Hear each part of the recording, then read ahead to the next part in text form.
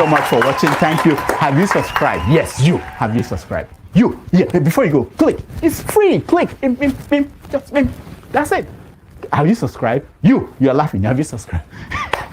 Have you subscribed? Thank you. Thank you. Thank you. Hey, madam, thank you so much. I can see you. I can see you. We have to get to 100,000 subscribers. This by the end of the year. How are we going to do that if you don't subscribe? Yes, you. Yes, you're about to click off. Why? Have you subscribed? It's free. If you don't, ask your son, ask your daughter how to. Just one click. Thank you. Thank you. I see you. Aha. Thank you very much. Thank you very much. I'll see you tomorrow.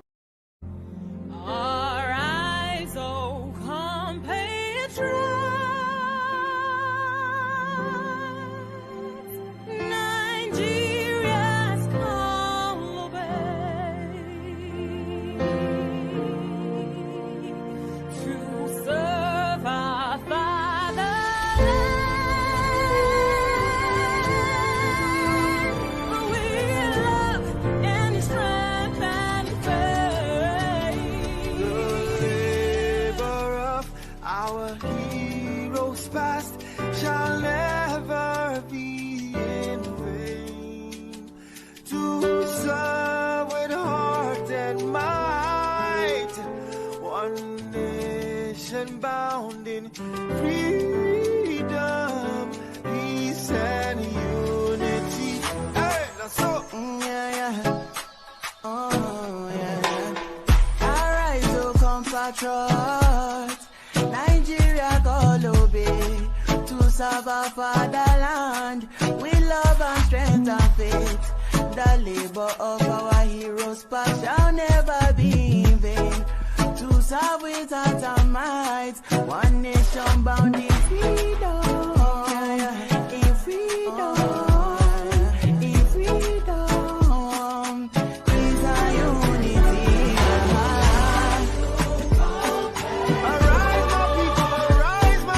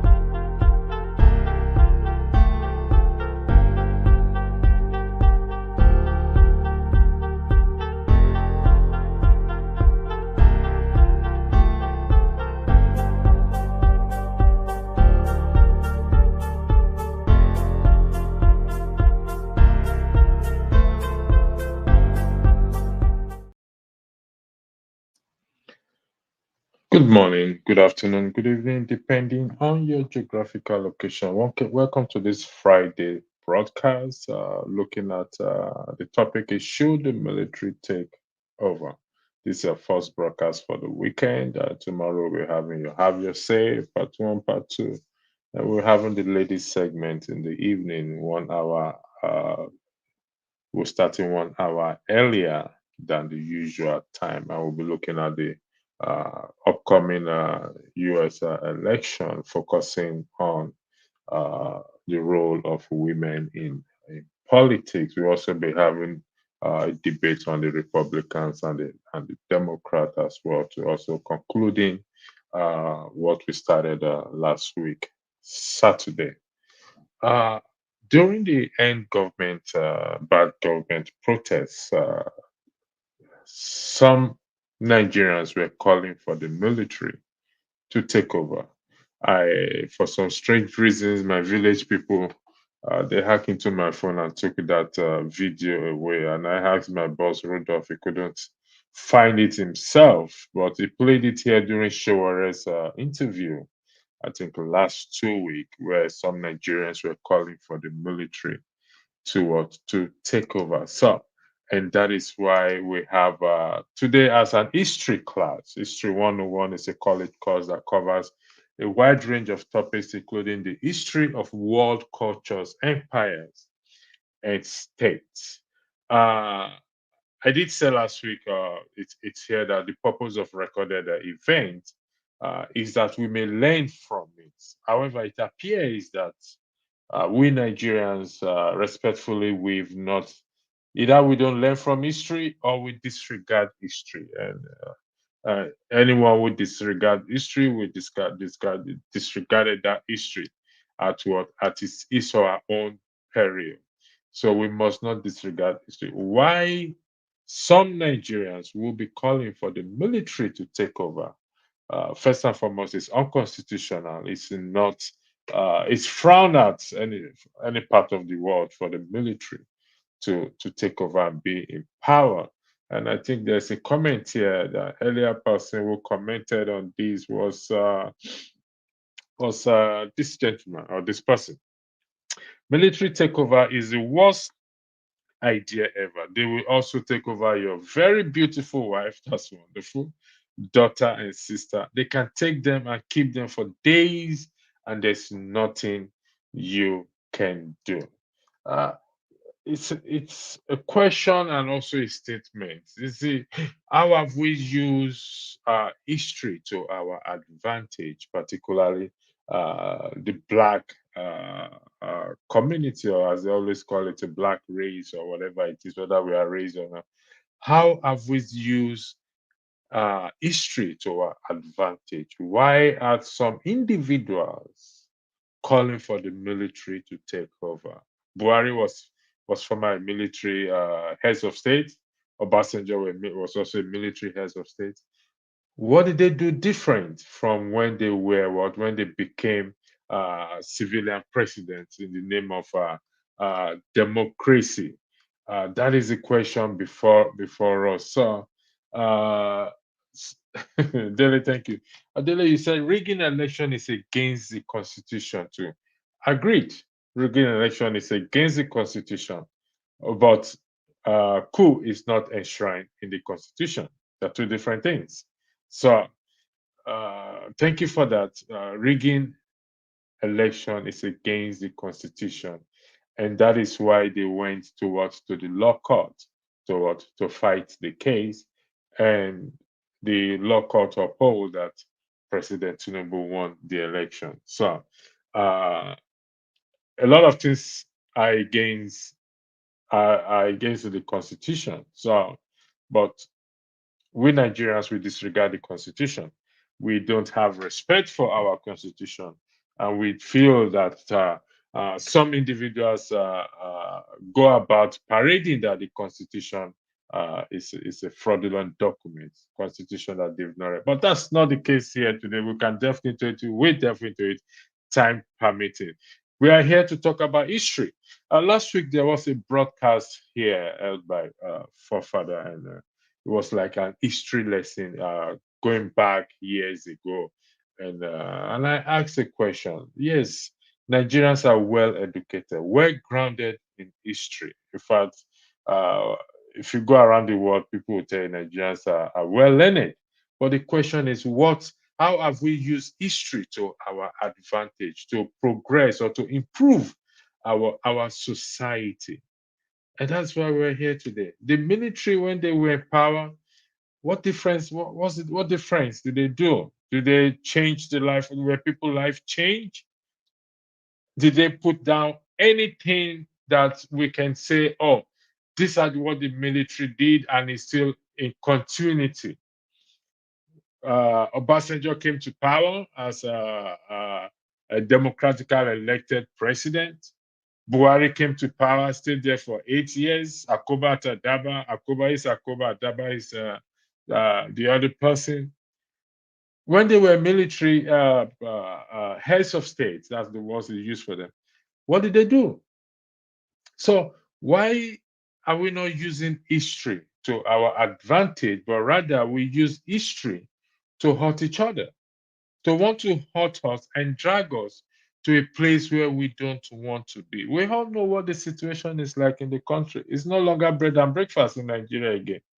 In fact, if you get bread and breakfast, then you must be lucky. It's hard stone. It's challenging. And why when will the people realize the power that they have, that the power that they possess? And if you go to the description and you read the description, it's well described there. We come across as this powerless people. We can't say, we can't do anything. Our everything about us is gone, even our dignity and everything is gone. So we are now turning to the military that we know they are dictators, military that we know very well when they were in power what they did. Imagine the amount of money that Abacha looted or stole. They said we shouldn't be using loot or whatever. It's not corruption. He stole the amount, the money. They are still recovering some of them today. Now, some of this money have been repatriated back into the country, but yet you can't see any difference or change it has made. So we are here today to ask ourselves this: how have we used history to our advantage? And we are calling for the military to take over. Yeah, Augustine. He said, what now happens when they go to the courts? What has the judiciary done about it? Sorry, I think that's a typographical error. It meant to say the law court, COURT. What now happens when they go to courts? What has the judiciary done about it? There's nothing the judiciary can do about it again. It's all in the hands of the people. 2027 election is coming up. So it's for the people, for us, when I mean the people, you and I, to focus on what we need to do prior to that 2027 election. So the judiciary have passed their own judgment. We have a president there now. There's nothing you and I can do than for us to go back and visit the Constitution. What can we do? You know me. Everybody knows my Bible or my quotation. What I strongly believe in, what I stand on, which is the section 68, 69, section 110 of the Constitution. Is there? That is my national anthem. I've been singing this for donkeys of years, and I will remain standing in that position, on that position, not turning to the left, not to the right, not looking backward, all the way forward. So the judiciary has done what they know best to do. We don't agree with them. We don't agree with the outcome. But the question is, or the issue is, what are we going to do about it? What will you do about it? Yeah, Mr. Doyle, thank you for joining. You said the military should take over. On what ground or basis are you saying the military should take over? If you can give me one or two reasons. You can't just say the military should take over if you don't have any reasons.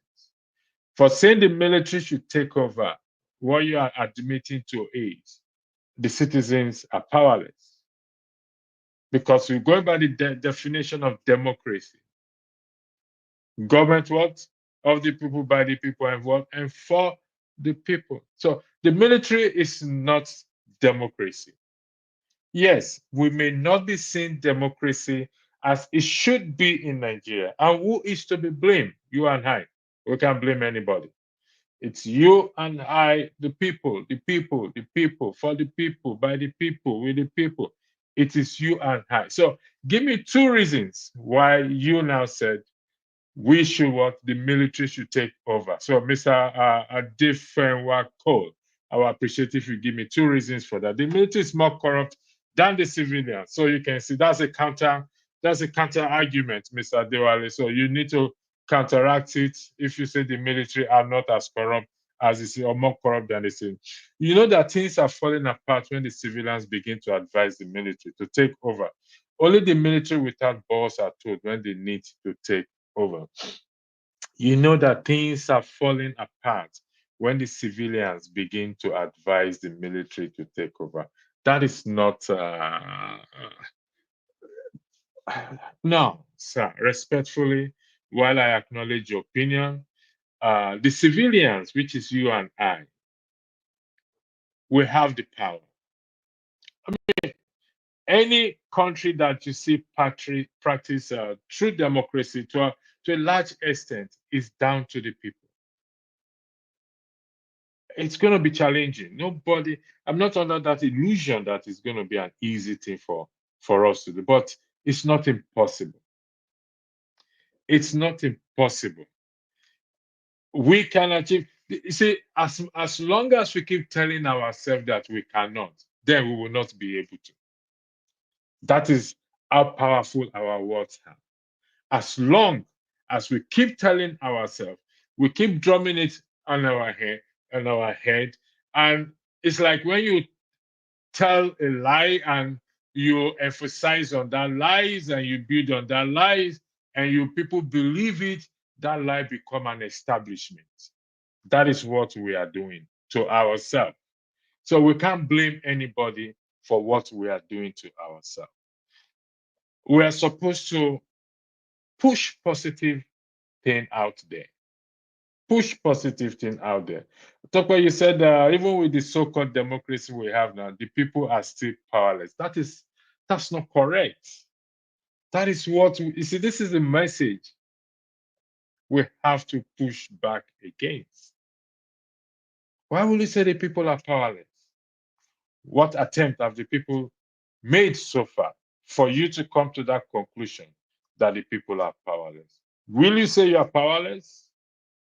If you can say you're powerless, if you can be bold enough to go back to that keyboard and type that, yes, you are powerless, then I will understand your argument. So I look forward to you saying you're powerless. You can't do anything. You can't do anything about your situation, about the Nigerian situation, not a personal thing, please, about in the context of Nigeria or in the context of government and governance, that the people are powerless, they can't change that. Just type that, then I will understand where you are coming. Mr. Diwali, I am still waiting for your response. I beg your pardon. Cole, you said the military should take over. I just need you to please give me two reasons. One reason why you are advocating for the military to take over. I want to know that. Just give me one reason, please. Thank you, Tokwe. If the court can't properly protect the right of the citizen to elect a righteous leader, and people are suffering, there is a desperation to change things by any means necessary. Yes, we are desperate to change the narrative. We're desperate to have a good government, but not by any means necessary, not by the military. Even if it's by any means necessary, not by the military, because you cannot predict what will happen next. Come on, take a look at the past military heads of state that have been in power. Just tell me, what did they establish that has continued up to date? Even the Obasanjo and the Buhari that we know. Yes, Yara was Yar'Adua a military heads of state once? I think so. So did they come back? Did they continue from what they left behind or what they established behind? Buhari was 8 years in power. What did we get? Just tell me, what if you can tell me one positive thing the country benefited, or what policy or legacy it left behind for Nigerians to say and look back and say, oh yes, when he was voted into power, I asked a question. What did this man forget in Aso Rock that he's going back to collect? Did he forget his wallet that he's going back to Aso Rock to collect? What did he forget? What good will it do to Nigeria? You see, it's about the people. I'll keep drumming this into our ears. It's about us. When I mean the people, I mean Nigerians in Nigeria and the ones in diaspora. It's about us. Only we can change the narrative of that country, not the military. Only the citizens can change the narrative. can change, can turn that country, and it's possible for us to turn this around. If we stop pushing this negative narrative that we are powerless, if we can just stop pushing this negative narrative that we are powerless, so the military can come and take over. Listen, the same us that are asking the military to take over is the same us that will regret it later on. No one else. It's just you and I. Thank you for that. Adefewa, I'm still waiting for you. Rike, OBJ, Buhari, David Meti, all are soldiers. They ruined Nigeria. And that's a fact. It's not because it sits with my narrative. No, it's a fact. Just look at the state of the country today. Let's go back history. We're talking about history. Some will come and say, oh, the elites are the one, the elites are the one. What's the definition of elites? I think I need to check that dictionary definition of elite. What is the elite?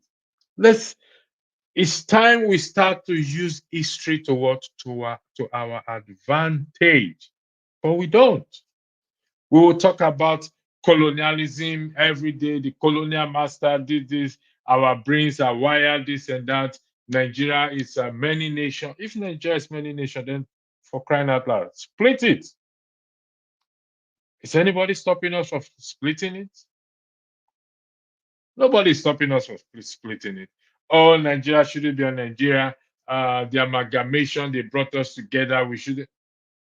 All those ones are part of history. How have we used it to what? To our advantage. The purpose of recorded event, which is history, is that we may learn from it. How have we learned from the history of the past or past history, and how have we used it to our advantage? We have theologians, we have historians. One of our panelists here, Mr. James, who is vast, respectfully vast in history. We have Seko and those who know. How have we used history to our advantage? That is the question before every one of us. The link is there if you want to come and join and educate us and point to us how we have used history to our advantage. We have to push back on this negative narrative that we keep saying that we are powerless. We are powerless. We are powerless. No, we are not powerless. Waski Henry, you only give what you have. The people have been denied the study of history. Jesus, Lord have mercy. In this age of information technology, in this age of Hello Google, in this age where you can use all you just need to say is, hello Google, tell me what year Nigeria was founded. They said we have been denied the study of history. Am I the only one crazy here? I don't understand. Who denied? Okay, the question is, who denied us the study of history? Abi, please help me. You are one of the historians here. Abi, tell me, who denied us the study of history? I know they will say it's colonial master now that those that colonize us deny all the study of history. How? What part of the study of history were we denied? Adefewa, I'm still waiting for your response. I've not forgotten your name. Waski Eri, to you, who denied us the study of history? Because this is history lesson, history class 101. Let me highlight it there again. History class 101. It's about, where is this thing again? Come on, don't mess me up. History class 101. It's about what? It's a college course that covers a wide range of topics, including the history of world cultures, empires, and states. So this is history class. I am not the lecturer. I'm just facilitating. I'm just a facilitator. So who denied us the study of history, please? Let me see if he has responded. I'm going to highlight it again. Who denied? Where is it again? Here it is. The gentleman or gentle lady, whatever, is male or female, said you only give what you have. The people have been denied the study of history. Who denied us the study of history? Waski, you said you were told that Nigeria doesn't have history anymore in school. You were told. Did you verify that they don't teach history in schools anymore? And if, let's just say, for the argument, they don't teach history in schools anymore, how does that constitute to the claim that you were denied the study of history? Again, as I said, in this day and age of information technology, you and I were not denied the study of history. And what history do our children need to know? How Nigeria was formed, how we were taken as slaves. History is important. So if we were denied, if they have been denied the study of history, what are we doing about it to have this history taught again in the school? What you and I are doing to have this history? What are the parents doing? That's why I said the power is in our hands. The change is in, what are the parents doing to have history, our children study history all over again? Are we just going to fold our hands and say Serahai, whatever will be, the future is not ours to see, say Serahai? Is that it? Huh? What are we doing? Or what are we going to do about it? If this, your allegation or your claim is correct to an extent, to a large extent, it's not correct. But for argument's sake, if it's correct, what are we doing about it? Those who argue history, those who know histories, those like people like I'm going to mention them, Sequoia. I'm expecting them to come on board to come and discuss this history 101. How have we used this history, past history, to our advantage? The purpose of recorded event is for us to learn from it. The time of Hitler, there's this campaign that this must not repeat itself again. The atrocity committed by Hitler, it must not repeat itself again. We have the genocide. People try to prevent genocide from happening again. So how has the black man, I hate to use that word, but I'm going to use it. How has a black man used history to his advantage besides just complaining and saying we are powerless? Is it not the same history? America, United Kingdom, Canada, those countries that are prospering. Even Dubai, that is a desert land, made it habitable, a desirable place that people wants to go today. So how have we used? How has a black man person use history to his advantage beside lamentation and lamentation and lamentation? How have we used history to our advantage? Year in, year out, election comes, election goes. The people keep saying we are powerless. How are we powerless? Have we even attempted to use the power that we have? Look at the Arab Spring. Look at what happened in Kenya.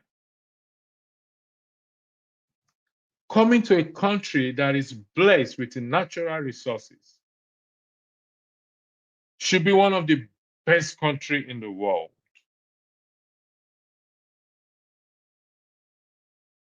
We have the sun that we could tap into to use as solar system. In fact, Nigeria should not be dependent on electricity at all. Solar system.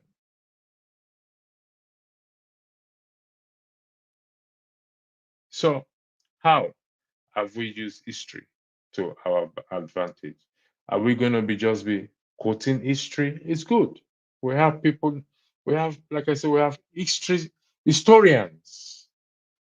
They are going to quote for you what happened in the year 000. How the pyramids civilization started from Egypt. But look at the state of Africa, or in the context of our discussion, Nigeria in particular.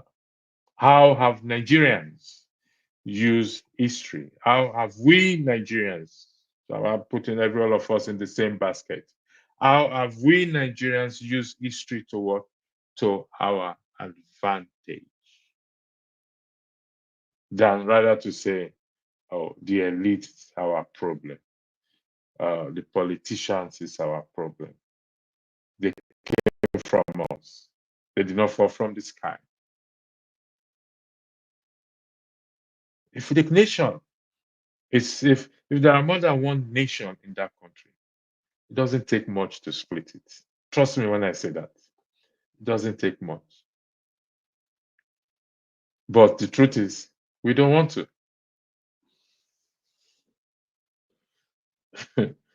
Let me say the business. I saw something else again. Nigeria is still busy fighting. 1960, 66, blah blah blah. Maybe, maybe. I wish you could come on the board because I need you to answer this question for me, please, if you don't mind. How have we used history to our advantage, please? Because there's history everywhere. We can assess this history anytime. We don't even need to go into the classroom again. That's just the fact of the matter. We don't need to go into the classroom to get this issue. So if not the military, then what? If they keep rigging election, what do you recommend? Brother, you know where I stand. I've said this and I'll say it again. My recommendation, section 6069110, the people's power. I ain't going to change from that. The people should tap into their power and exercise this power. We have to stop these excuses and lamentation, myself inclusive. We have to stop these excuses and what? And lamentation. We have to. It's a good question you're asking. What actions can we take? Thank you for that, Dele. It's all about solution. I've said this before, I'm going to repeat it again and let the record reflect it. The enemy or our enemy to democracy is our legislators, our lawmakers. That is where the seat of corruption is. Trust me, that is the temple of corruption. But you see, these people claim to represent us, you and I. They work for us. They work for you and I. We pay them salary. And that is why I keep saying, those who go about saying that the 1999 Constitution is a fraudulent document, it does not represent the people's wish, it does not represent, let me tell you something, respectfully, these are also part of the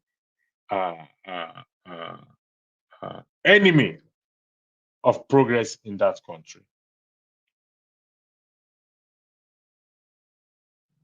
If a constitution, if a section of the Constitution is not right, they amend it. And for us to get it amended, look at the amendments they are doing in respect to the Sharia, the section, the provision of the Sharia law there. They want to take the word personal away and make it, I want to broaden it. That is the same constitution you and I sat sitting down here condemning, oh, constitution is this, constitution is that. And those who know the importance of it, the lawmakers that work for you and I, they are feasting on it to their own advantage. But you and I, what are we doing? Lamenting and lamenting and lamentation upon lamentation. Section 68, 69, 110. If we can start to address and take our lawmakers or that claims to represent us in our constituency and put them to tax, I bet you we will start to see that change. That is the action that the people need to take. No any other action. Again, if you say the military should take over, and they do take over, what next? What next? You think the price of rice will cheap? Or the price of petrol will cheap? Will be cheaper? Or the cost of house rent will be cheaper if the military takes over? We're only fooling ourselves. If we are calling for the military to take over, taking things will be better. We are living in a fantasy world. It ain't gonna be better. We have to desist from this negative that we can't do anything. Thank you, Epi, for this. We keep crying about the Constitution. Have we finished practicing what's in the Constitution? Epi, initially, some people say you're not going to make heaven, but with this, I overruled their decision. You make heaven. I have the keys. The keys have been handed over to me. I'm standing by the gate now. So if you are ready to come in, let me know. I'll open the door for you. We keep crying about the Constitution. Have we finished practicing what's inside the Constitution? No, we've not even touched it. There's a section of the Constitution that says that I like the duties of the citizens. Duties of the citizens. Those who are pushing for the are going with the narrative that the Constitution is bad. Honestly, it breaks my heart when I see educated, enlightened people go on that, carry on that narrative that our Constitution is a problem of where Nigeria is today. It breaks my heart. The Constitution is a book. It's a document, just like any other document that is subject. Even a signed contract can be challenged in the court of law. No, this contract doesn't make sense. There should be an amendment here. We need to amend this thing. We need to change this thing. This doesn't sit well. Have we finished practicing it? We've not even started practicing it. We are complaining that. And when I see people who have not even read the Constitution, just pick one word there and say, because they say, we the people who are not there. And do you think they'll come and consult you personally? Have you ever heard anywhere in the world where Constitution is written and they want to consult individual persons? How do you want the Constitution to be written? Tell me, have you ever seen it anywhere, done anywhere in the world? And yet, these are the same individual who say, oh, we the people is not there. We the people were not consulted. We will come and consult you. When you're in diaspora, they'll come and meet in diaspora and consult you. Clap for yourself. Thank you for joining, those of you in the comment section. Keep sending your commenting. Thank you very much. What is with you, Igbos and coup? Just because you lost the election, you want a coup. How about deal with your IPO sit-at-home problem? Madness. Anthem, please don't upset the IPO people. I just got to beg you. I don't want to fight this evening. Thanks for your super chat, Tokwe. Thank you for that. Back to the live comment again. And sorry, let me take this down. What's your name again? Come on, there's a live comment. Hands now. You see, the IPO people, like I said again, each region should go and develop their region. If they want any sympathy from anybody, develop your region.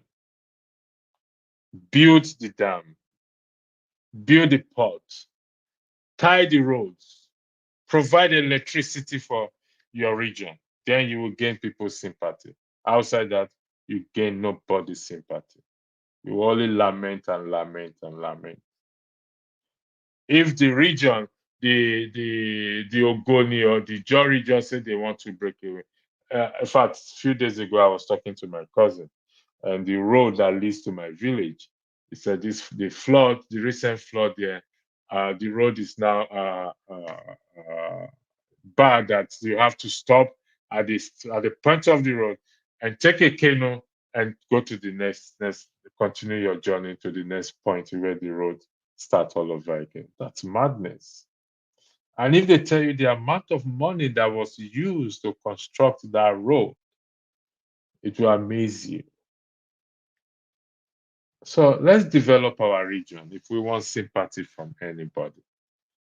Without that, ain't going to get sympathy from anyone. Develop it. Then, people will know that you're really serious, you want to break away.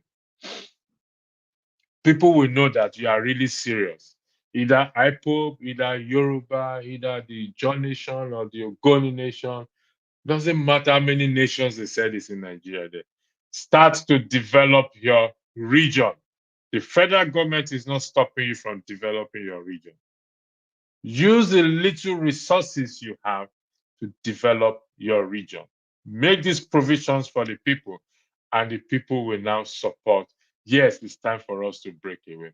I can assure you, if a referendum is done today, the people will say, no, we don't want. Let's stay here, because these people we are seeing here that are telling us this, they are not different from the present government. Thank you for that again, Antina. I grew up under the military. They are the worst. We have to make the civilian government work. The worst civilian government is better than the best military government.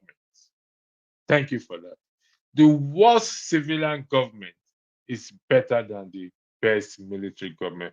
We have to make the civilian government work. We, you, and I. We have to make it work. So if we think one foreigner somewhere will come and make it work for us, we're wasting our time. Or we think Donald Trump or Kamala Harris or who is the president of UK? What's his name? Keir Starmer will come and make it work for us. They have their own problem. They have their own people they worry about. Why would they worry? Who will come and worry about us when they have their own people to worry about? They're not coming to worry about us. They have enough sleepless nights thinking about their people. They will not come and add me and you to their cup of tea or to their plate. Nah, we have to do the work well ourselves. Thank you very much. What do you think about Nigerians not paying income tax for the most part? You don't think our stunted development has something to do with? How do you call? Who said Nigerians don't pay income tax? I don't.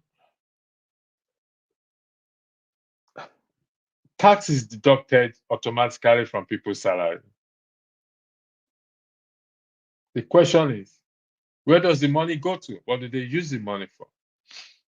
All those market shops that you see that they are collecting local government fee, those are all part of the tax they pay.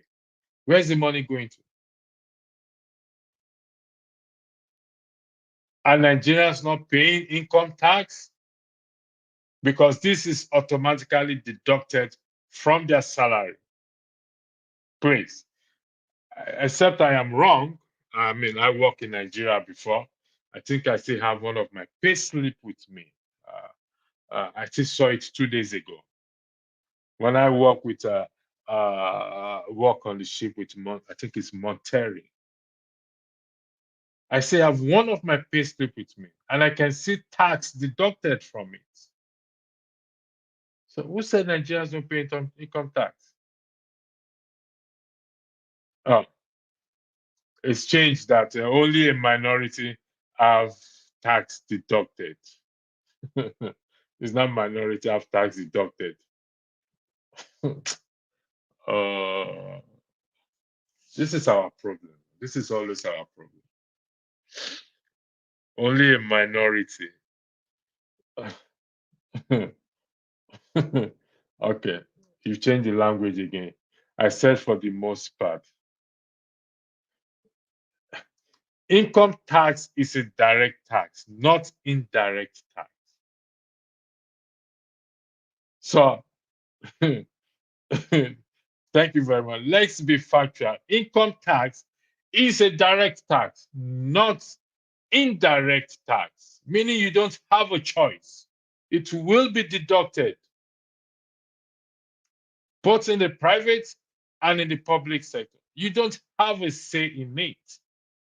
Doesn't matter how much you earn. The less you earn, the less tax you pay. The more you earn, the more tax you pay. I need TL.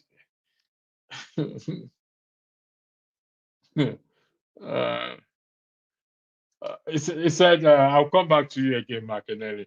Read my original post. I said for the most part. Let's go to your original post. Even for the most part, what do you mean for the most part, please? What do you mean for the most part? This is history. We're talking about history. Income tax is part of history. History 101. We're in a classroom now. I'm not the lecturer. I'm just a facilitator. The lecturer will soon come in. I'm standing for the lecture until the lecturer comes. What do you mean by the most part, please? Could you clarify yourself if you don't mind? Because here, Martinelli said income tax is a direct tax, not indirect tax, meaning it's deducted automatically. It's not a choice. You don't have a choice in it. It's where the money goes to and what the money is used after we should be talking about. So, what do you mean by most parts? For the most part. Most part of what? Most part of the year 1977 or 1960 or the year 2000 that we are? Or what do you mean the most part? There's nobody to get my payslip for me. I probably will step aside and go and get my. I still saw my payslip that I carried one payslip with me when I left Nigeria to where I am today. I carried one payslip with me, and I can't argue that there is a part there that tax was deducted. I've just read your original post. What do you mean by the most part? You mean, I mean the majority of people. Listen, my brother, I don't think. Thank you, Martinelli. Directors has different types. It's mandatory. It is mandatory. Even the private sector deducts tax.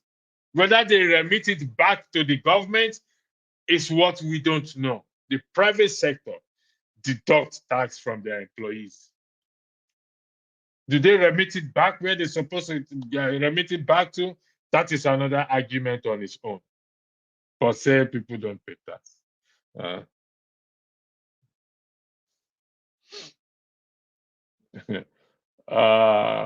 let's listen.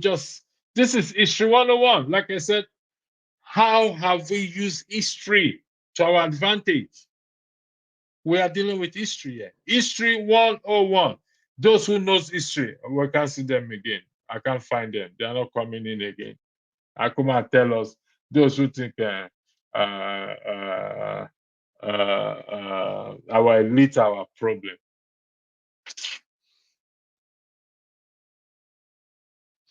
Martinelli, don't get angry. Eh? If you don't let your blood pressure rise because of certain people. We need to be factual, not be economical with the truth. It's really annoying. I know it can be annoying. I know it can be annoying. So, I beg. How have we used history towards to our advantage? It's very important. The purpose of recorded events is what? Is that we may learn from it. The purpose. If you go to the accountant general and ask the accountant general how much is remit, how much they make, is the accountant general, whatever it is, how much the government realize on income tax, it will blow your mind. Then you ask your question, where does this money go to?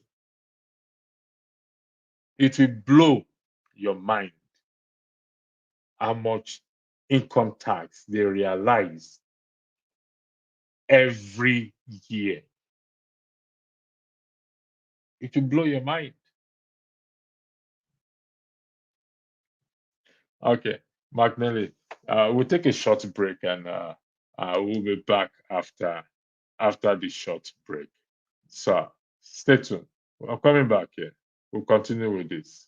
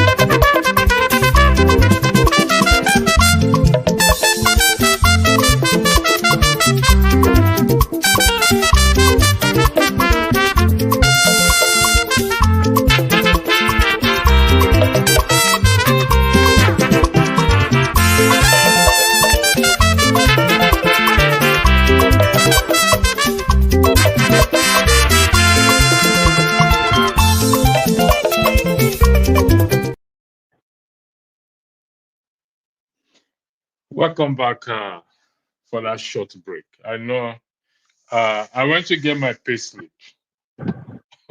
Monterey Nigerian Limited, Andrew Lobby, Euler. Pay as you earn, payee. I pay 3 naira 30 kobo. This is my payslip then. You see how long it is? Payee, pay as you earn, 3 naira 30 kobo. 1991. It's there. My gross pay was 1,327 naira 50 kobo. Let's face the fact here. People pay tax. What have we done? How have we used history to our advantage? So, if at 1991, Welcome, Mr. Tony, on this wonderful first broadcast for the weekend.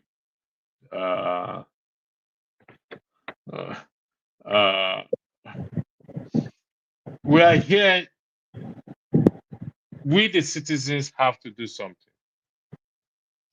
and not call on the military to what? To take over. I'm trying to. There's a back and forth between TLG and McNally. Let's keep it decent, please.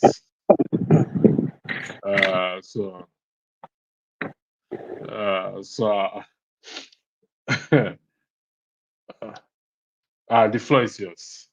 Thank you. Good evening, and good evening to everybody who is listening. I think it's an interesting topic. I think that those who are suggesting that the military should take over is just out of frustration that they feel from the state of the nation. But that can't be the answer, because we spent a lot of years trying to chase the military out. So if the military was so good, why did people die? Why did people have to go to the trenches? Why did people have to go abroad and fight? It wasn't an easy fight. And so apart from the fact that it's even treason to make such a call, but let us look at it on its surface. The military has spent more years ruling Nigeria than the civilian government. In fact, they are part of the problem, or they were part of the problem that has retarded Nigerians' progress since independence. And I say that because if we had pursued regionalism when they took over, they introduced a unitary system ruled by decree. They destroyed the regional system that we had that brought progress and competition to every section of the country. So every country was producing, was moving at a strong pace. Things were much, much better then. Now, if you compare that period to the period of the military, you'll see a gradual retardation. Apart from the squandermania and the looting, because you can't question the military. Yes, there were a few things that they did, but in terms of development, moving Nigeria forward, you want to wonder, why is it now that some people are calling and asking that we go back to the regional system that we had? The creation of states that we have today have thrown Nigeria to a situation where bureaucracy is so large, the cost of administering the nation, the officials that you need and all that, there's so much now that even people are saying that, even this system, questioning this system that we are running now in the presidential system. So for me, I think that that's not the way to go. I think that our power is in our vote. I mean, in Mozambique, there was an election on Wednesday. And the ruling party that was there since 1966, since independence, 58 years, they were booted out because the people felt that the government was no longer going in a way that would positively bring progress to the country. So you have the opposition now in power, and that's the power of change. If the nation is not working well, Nigerians have the power through their votes. And the problem is that they have not been disciplined in the use of their votes. We are easily, it's easy for us to just sell our votes because of for a mess of porridge. So the problem is not with leadership. If the leadership is bad, that's why there's followership that will stand and say, no, we don't want you again, and put them out. It may take some time, But that is their power, and that's the way to go. And they shouldn't be influenced by the things that we're seeing around the West African coast. Maybe because they see one or two or three places where you have military there, and therefore are being influenced. No, I Thank you. think that we can still rework the system in a way that will benefit the entire country, and it's through the use of your vote. Thank you. Welcome, Revolution and Man of Prestige. There's this narrative that we, the people, are powerless.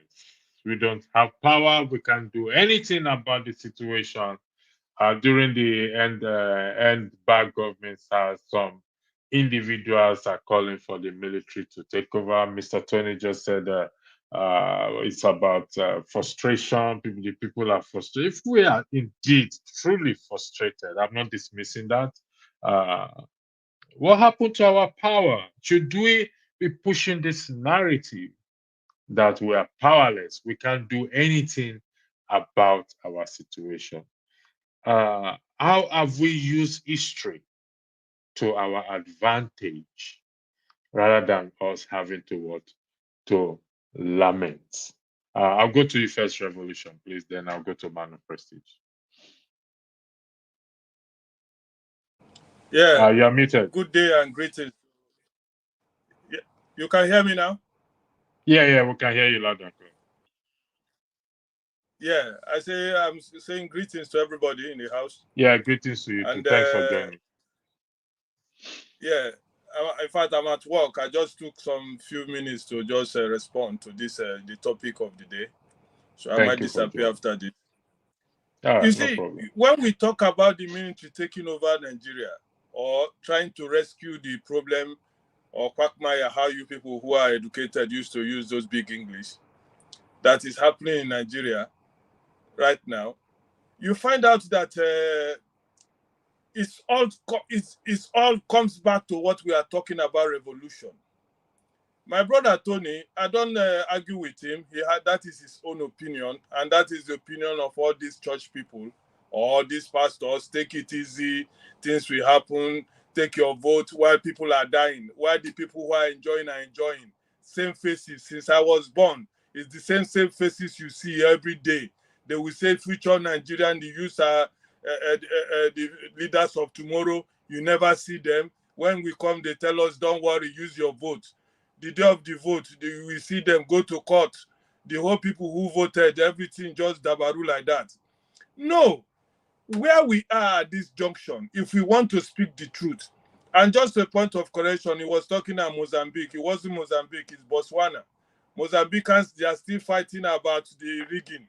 Botswana, I'm sorry. Yes. Botswana. Mozambique, they are still fighting what we couldn't fight in, and they are fighting now that the election was rigged. So if Nigerians refuse to fight, I know some people will say you ran away, you are talking to fight. Brother, when the fight starts, we will go back home. Yes, because I love my country. Here I've been for so many years. I'm tired of being here. Now the winter is approaching. All your body is cold. You don't feel happy. Even the people where they're born here are crying. So we have to fight. We are not just only losing a lot of things. We are not meant for this type of weather. So military coming to Nigeria now to rescue Nigeria is a welcome development if we will find those revolutionary military people who can remove this bunch of people telling people who ask you to talk, shut up there. When all those type of public disgrace, the other one slapping an Uber driver, nobody will talk anything. So for me, if we find revolutionary military people who will come to rescue Nigeria, not just all these Tinubu's boys, giving them look at the new chief of army staff, another party system like that. These are not the military we are looking for. We are looking for revolutionary military guys to save us, and that is the only solution. Election will never, I repeat, never produce anything in that country, as far as I'm concerned. I stand to be corrected. Anyway, thank you. Maybe I will join later. Let me just run away. Thank you very much. Man of Prestige, Revolution said that we need a military with a revolutionary mind. I'm just hearing that word for the first time. I don't know if there's a word that exists there. The military are military already. If they now have a military revolutionary mind, don't you think that is a third world war we are looking at starting from Nigeria? Man of Prestige, the floor is yours. Thank you. Before you speak, Man of Prestige, tomorrow, the ladies segment, we are talking about the US election. So you're a Democrat. Yeah. I spoke to the Republicans earlier, some of the Republicans earlier. So your name was mentioned. So be there tomorrow, please. So the floor is yours, Madam President, in the context of what we are discussing. We are in the history class, History 101. Thank you very much. Yeah. Thank you very much. Good evening, electricity, and good evening, Mr. Tony. It's nice to see you. Yeah, I mean, I'll be very. I'm voting for Kamala Harris. That's never in doubt, and she's gonna win. Okay, forget about what the poll said. The early vote said it all. You got it, bro. You got it, bro. Yeah, she's gonna win. It might be close, but she's gonna win. And I know that's gonna happen. But having said that, we are talking about Nigerian politics. But I'm surprised, electricity. You are talking about a revolution or some other things. The reason why I came in is because of the atrocity that is happening in Nigeria. I mean, I'm just I'm giving up on Nigeria. Look at what happened today. I thought that's what you're going to be talking about, unless we're going to talk about it tomorrow. Look at the teenagers. What happened today? Look at the teenagers who are charged for treason. That is the main reason why I came in. I've never seen the teenagers are charged for treason. What? Sorry, I am not informed about that situation. Nah, we can talk about it. This is history class. Okay, we can talk about anything except the U.S. election. That is for tomorrow. So, everybody has seen it.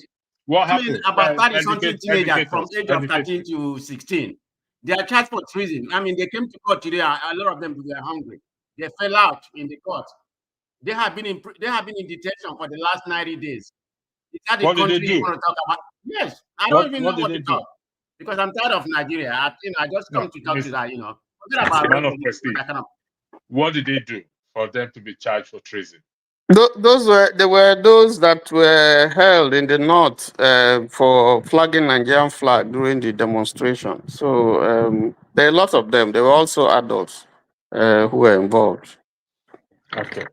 I don't have knowledge of that, so I'm going to be defending. But Mr. Tony, about 35 of them are teenagers. That's what's so annoying about that. Sorry, 1 second. Sorry, let me start. Soji Adamu, I need you to be respectful. Mind the language you use, please. I'm not going to repeat it again. So I'm going to take you off backstage, except you want to come in. You don't occupy space. You have to stop this habit of, you have to do better. So I'm going to take, you know what, there's no point. So, sorry, Man of Prestige, go ahead. Go ahead, Man of Prestige. Yeah. So I was just saying, I thought that was the subject, because there's nothing really for me to talk about when it comes to Nigerian space. I mean, Nigeria is like in the turmoil. I mean, nothing is happening, in that space anymore. I mean, look at the crisis going on in River State. I mean, where do I begin? I mean, there's never good news coming out of that Nigerian space. I mean, we can talk here till tomorrow. That country is gone. Okay, let's talk about this. It's an interesting story to talk about. I remember during the protest they were raising the Russian flag, if I'm correct, and I think we had this discussion once that, I don't know. Go ahead, Man of Prestige. Somebody needs to fill me in this. Pansat, welcome for joining. Man of Prestige, I'll come back to you. Pansat may have. Okay, Pastor, do you have more information on that in that regard, please, so that we can have this to talk about? All right, well, let me take a moment to say hello to everybody here. Obviously, I'm so happy that you raised that topic because it's hot right now. It's quite a revelation. So I'm going to post a video. Let me look which one is the best one that is short, that goes to the heart of the matter. So we can all then watch whatever the news is about it. Then we'll get back to it for the discussion, because you do need to be aware of what's happening, right? With DG went to court. That's what you're talking about, right? The people. Yeah, that's what Man of Prestige raised. This, first and foremost, this is history class, history 101. So it's part of history we're talking about, please. So I yield back to Man of Prestige to conclude, but as he's talking, I'll post something for you on the private section. Okay, Man of Prestige, the floor is back to you. Thank you. Man of Prestige, are you with us? Okay. Yeah. Thank you very much. Okay, so, right. I mean, what is the topic you are talking about? Because I just joined. I was not following. Apart from what I just mentioned. You just raised an interesting topic now in terms of the youth being charged for treason for raising the Russian flag. Is there anything like that in the Constitution? I've not come across anything like that. Yeah. Oh, I'm surprised. Have you been to a Nigerian space today? I mean, it's going all over the country. No, I've not. Today is a special day for me, so I've not been. I even forgot. I shouldn't have even set up a broadcast, but I've not been to Nigerian space today. My So what is so special today about you? Is that your birthday? I'm alive and well. Huh? I'm alive and well. I think Mazi is okay. Did something on that today on his platform. He put out a video, to do with the court case. Posted. We had visuals of the teenagers who were brought to court, and their condition was very pathetic. But just looking at that, it just, I first of all, I was thinking that if these were teenagers from the Southeast,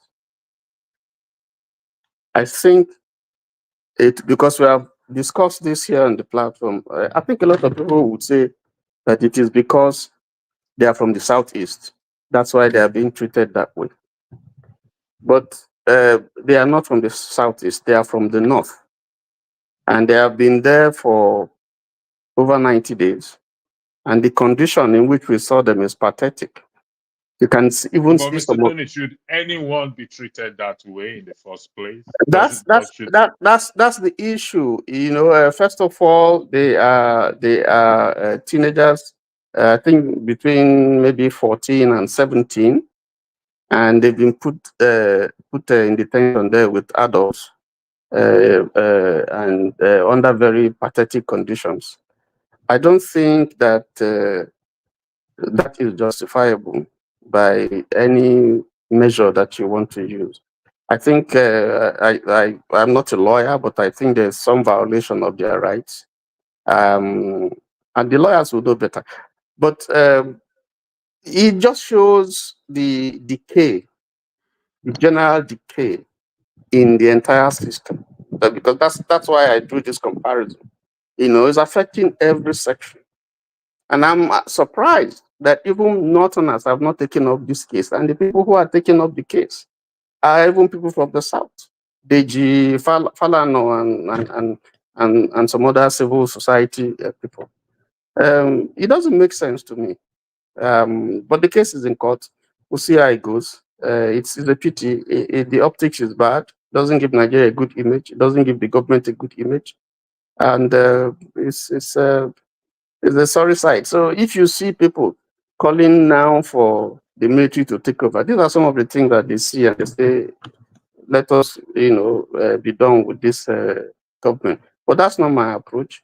I don't support that, because you see that when the military came, you now have a new set of millionaires, military millionaires, who were bank chairmen, who had oil, wealth, and so on and so forth. You let him Jagun, please. I think Passat, I'm the moderator here. I'm not allowing Jago in, and I'm announcing it.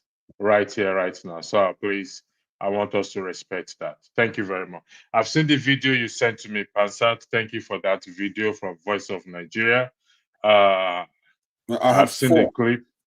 Now, 4. you see, one thing about some of these videos needs to be checked out before I play it. But the video, the first one you sent, that alone speaks volume. It's pathetic that I don't think those children are even. I don't think they're more than 14. They're children, for crying out loud. How will such children have sense in a matter of a charge of treason? And this is what we're saying here. This is why we are here. How we, the citizens, can make the country a better place. Okay, let How? me. I know that's rhetorical. How to? We have a country. We have a government, the best kind of government form, democracy, right? We're not shopping for a type of government. You have the monarchy, you have the dictatorships, you have your oligarchy, republics, anarchy, whatever you want to talk about it. Nothing will work if the actors in the country are doing it by, they're not doing that goodwill, right? We have an intersection of a clash of civilization that we have to take care of. A lot of people, like my friend here, Mr. Tony, you could see in last time we clashed because I could detect something. And he was upset. He says, I should apologize to him for saying that word. But the point is that you could show indignation over this thing here, and you try to say, I don't even think they're so age. The point is that it's completely wrong. It's unacceptable. Or you say, what if they were from the South kids? And people will say, that is not even anything you should concern yourself about. You're smart. You've shown that you're smart. You give a lot of examples of other countries. The key point is that we have a clash of civilization in that country, Islamic and the Western. As far as they're concerned, those kids are not kids. Pastor, sorry for interjecting. You'll continue back. I just need to make this short announcement. Please, thank you very much, just for the spirit of fairness. Jagon asks if this is how this platform is agreed. There's an agreement on this platform not to use derogatory word or insultive word on anybody. He did that 2 weeks ago or last week. It was somebody paid to have him removed by insulting somebody, and he continued that again. I'm just putting it out there. This is the spirit of fairness. And until personally I see that change in you, we don't want to change. That is your own prerogative to make. Okay, I have my reasons. It's on record there. So thank you very much. So go ahead, Pastor, for your backwards. All right, before I continue, let me say I do disagree with you. I was present when those things happened. It doesn't rise to that level, right? We should forget. I'm boycotting this channel, as a matter of fact. But Jagun, as an irritant as he is, he does irritate me a lot. But he's quite an addition to this platform. He's very knowledgeable with our history. He does a lot of good. I disagree with him on some things, but and what happened there is nothing that we should as brothers come here and don't harbor it too long. If you are the moderator and you deserve respect to moderate the platform, so I will appeal on his behalf that you have a change of heart and then let him in whenever you can. It's not an imposition on you. It's up to you. But let me say, the major thing that I was telling my brother Tony here, who I believe it's a very knowledgeable person. I don't pay a lot of attention to people who come back. We cannot have a la carte indignation over things. We have to look at everything holistically. There's no shortcut. We'll have to fight for our country. We're not going to have people drive us into another form of government or have them always think that we're going to have peace without justice, or that they can actually defeat us in a war. Now, depending on who the odds is, I'm a Biafran. And I've had it up to here. You have those kids in a courthouse. Now, forget about the fact that the judge there's an Igbo guy in that courtroom. So even if the police or Muslims in the north are into abusing kids, having them go suffer, beg, and suffer all kinds of indignities out there, how come when they come up for this is over a month? One of the stuff I posted is to show you long ago, the press said that you have these kids arrested for these crimes, heinous crimes. So what about the society? What about the judges? When they come up for bail for 30 days, 60 days, 90 days. So what kind of country do we have? That shows you. Imagine people like Nnamdi Kanu, when they're complaining, when they say, hey, look, I've been acquitted. Why not release him? So when what you want us to do is to pick them. When it's not on kids that they're doing this to them, we're going to have indignation. Or we're supposed to say, no, this, we're going to have to do something about this. So I'm watching, maybe I'm wrong. Mr. Tony, I don't want to pick on you particularly. I'm boycotting this channel, but I came for you to understand you better, because there is a code that you have, which is looking from the Southeast. And then you go on to do things our enemies do. And then when I say it, you say, hey, you're maligning me. This is a record. So I want to understand where you're coming from. Are we in a system where we're going to let people who came after we got the independence of that country come and lord it over us?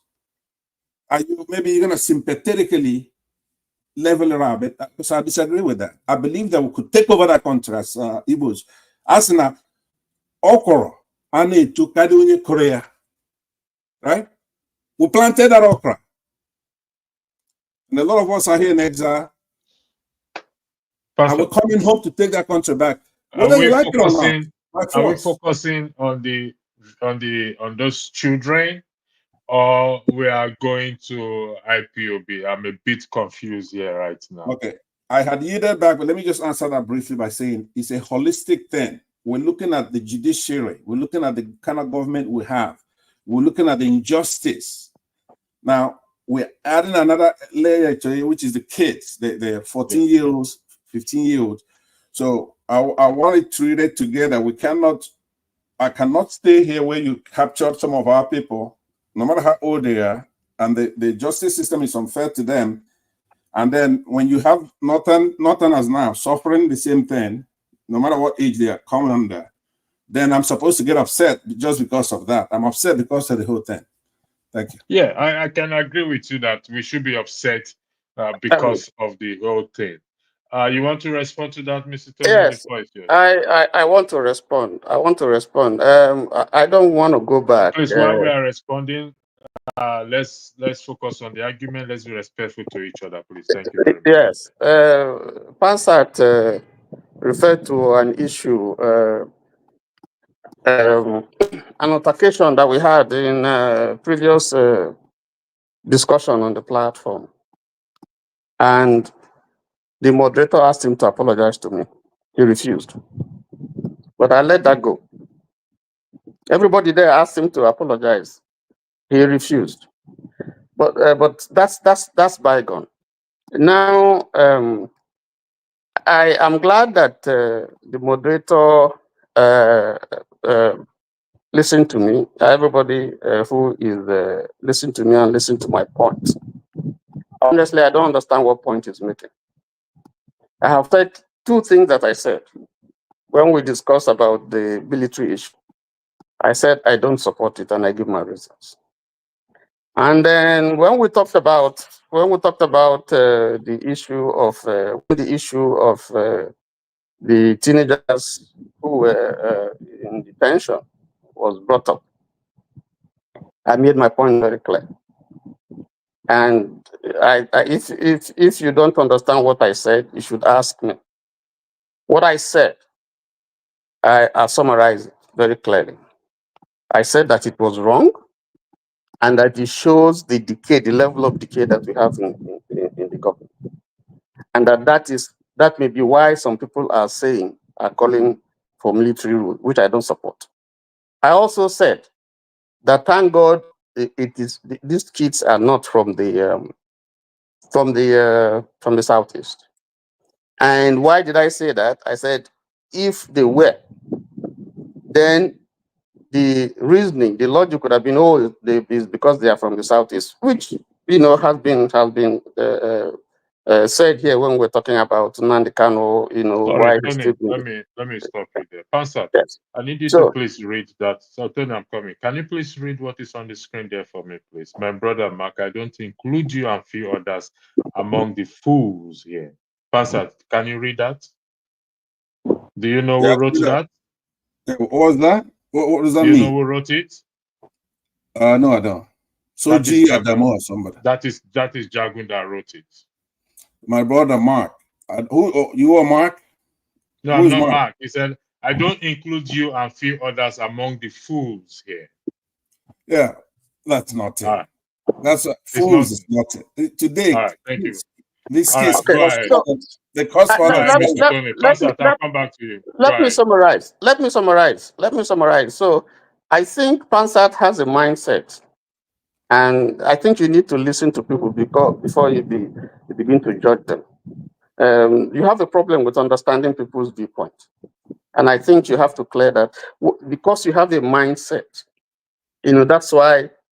It's not just me. I've been on the platform, and you've had issues with almost everybody on the platform, and that's wrong. So I need to say that. But that said, I concede you the right to your opinion. I concede you the right to your views. But I've clarified my position. Okay. And my position is very, very clear. Could you let me respond just for a minute? Like electricity here was a pastor. He wants civil dialogue, right? Fine. Can we focus on the topic? Yeah, we are. It's good to. What I'm saying is that you heard what he said. I need to understand somebody better. But when you start off, we're talking about kids who are being incarcerated for 90 days. They treated them like they committed heinous crimes. So that's what we're talking about. Then you interject with a funny phrase. You say, it's a good thing these people are not from the southeast. If they were from the southeast, then it would have a different connotation. It'd be like it's tribal, right? That's weird. That is something you shouldn't just put in abrupt stuff. They should explain what you mean, because to me, when I hear that, what you're doing is justifying. Now, electricity, Pastor, why don't you have a ruling on that? Let's have you make a ruling. I already have a ruling on that. I told him, I asked him, should anyone, regardless of where they're coming, where they are from, be subject to such treatment? And he said, no. That is my position. It doesn't matter whether they're from the southeast or east-west, or whether from the bottom east or down east.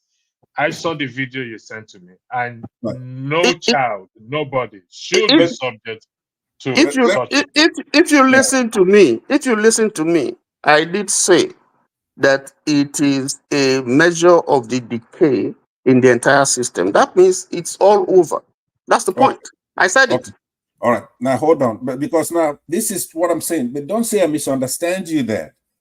The reading electricity gave that what you said is a general reading, which also makes sense. That's one. But specifically, it's you're condescending on the Southeasterners, and you're adding to the stigma.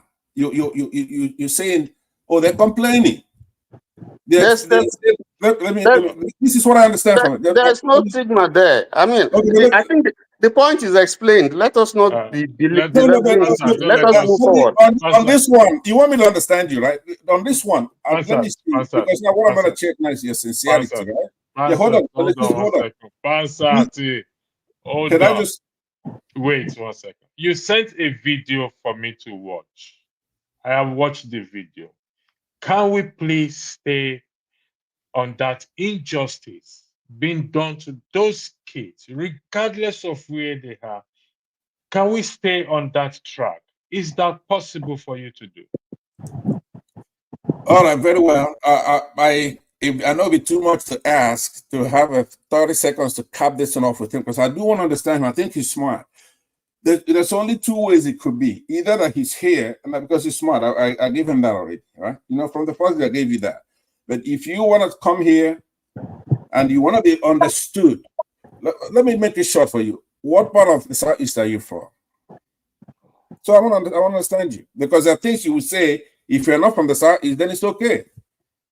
But if you may come here, you may claim you're from the Southeast. Are you from the Southeast, and what part of Southeast are you from? What is the relevance? What is the relevance of that to the? I'm a Nigerian. What's the relevance of that to the discussion?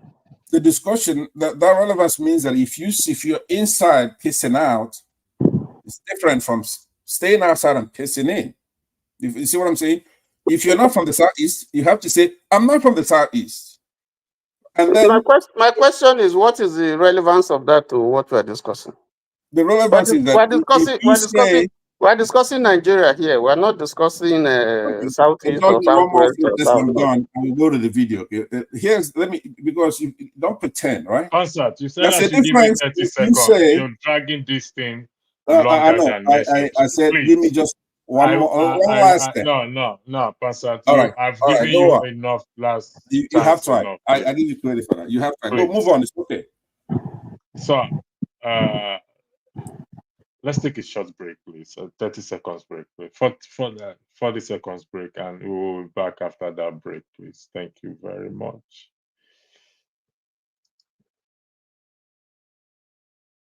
Thank you so much for watching. Thank you. Have you subscribed? Yes, you. Have you subscribed? You. Yeah, before you go, click. It's free. Click. Just that's it. Have you subscribed? You are laughing. Have you subscribed? Have you subscribed? Thank you. Thank you. Thank you. Hey, madam, thank you so much. I can see you. We have to get to 100,000 subscribers. By the end of the year, how are we going to do that if you don't subscribe? Yes, you. Yes, you're about to click off. Why? Have you subscribed? It's free. If you don't, ask your son, ask your daughter how to. Just one click. Thank you. Thank you. I see you. Aha. Thank you very much. Thank you very much. I'll see you tomorrow. Gentlemen, welcome back. We're focusing on the issue of the charge treason against those poor innocent. Honestly, I saw it pass out, and I guess their age. And does those children even know what is called treason in the first place? Who is the lawyer defending them? Who is the prosecutor? It's crazy, honestly speaking. And this is what we're here today to talk about, that it's all in our hands to make that country a better place. I'll give each of you 5 minutes to make your argument in that regard. Thank you. I'll start with you, Pansat, 5 minutes. Please don't deviate from that, please. Thank you very much. Thank you very much. Again, let me stand on existing protocol. It's quite saddening, obviously. I don't know if you have ability to play any of it. You know, the image is important for our viewers. I'm sure that both of us know about it, but our viewers probably don't know anything about it. So do you have ability to play even a little clip of it, and before we continue? Just let me see. Just give me 1 second. Let me see. Share screen. Share screen.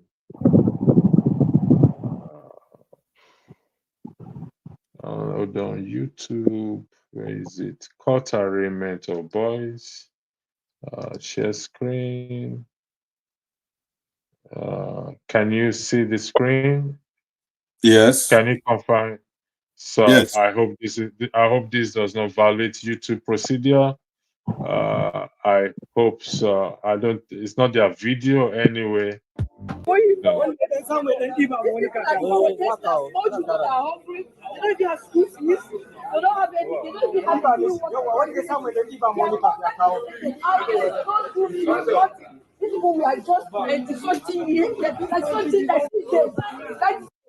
what it is. My case is different than my child. Hello.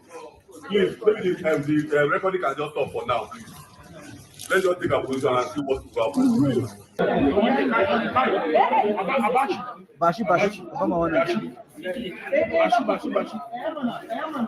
can see, the minority is not eating for the past 4 days. They've been kept by the government detention. These are boys who are between 12 and 13, 14 years old. They've not had food, they are malnourished, they are sick. They were slumping in the course of trial in court. You can see how malnourished they are, how sick they are. They've not been fed for days. These boys who were arrested for attempts in court to overthrow President Muhammadu Buhari. They've been kept for 3 months. These are children of school age. They've been kept away.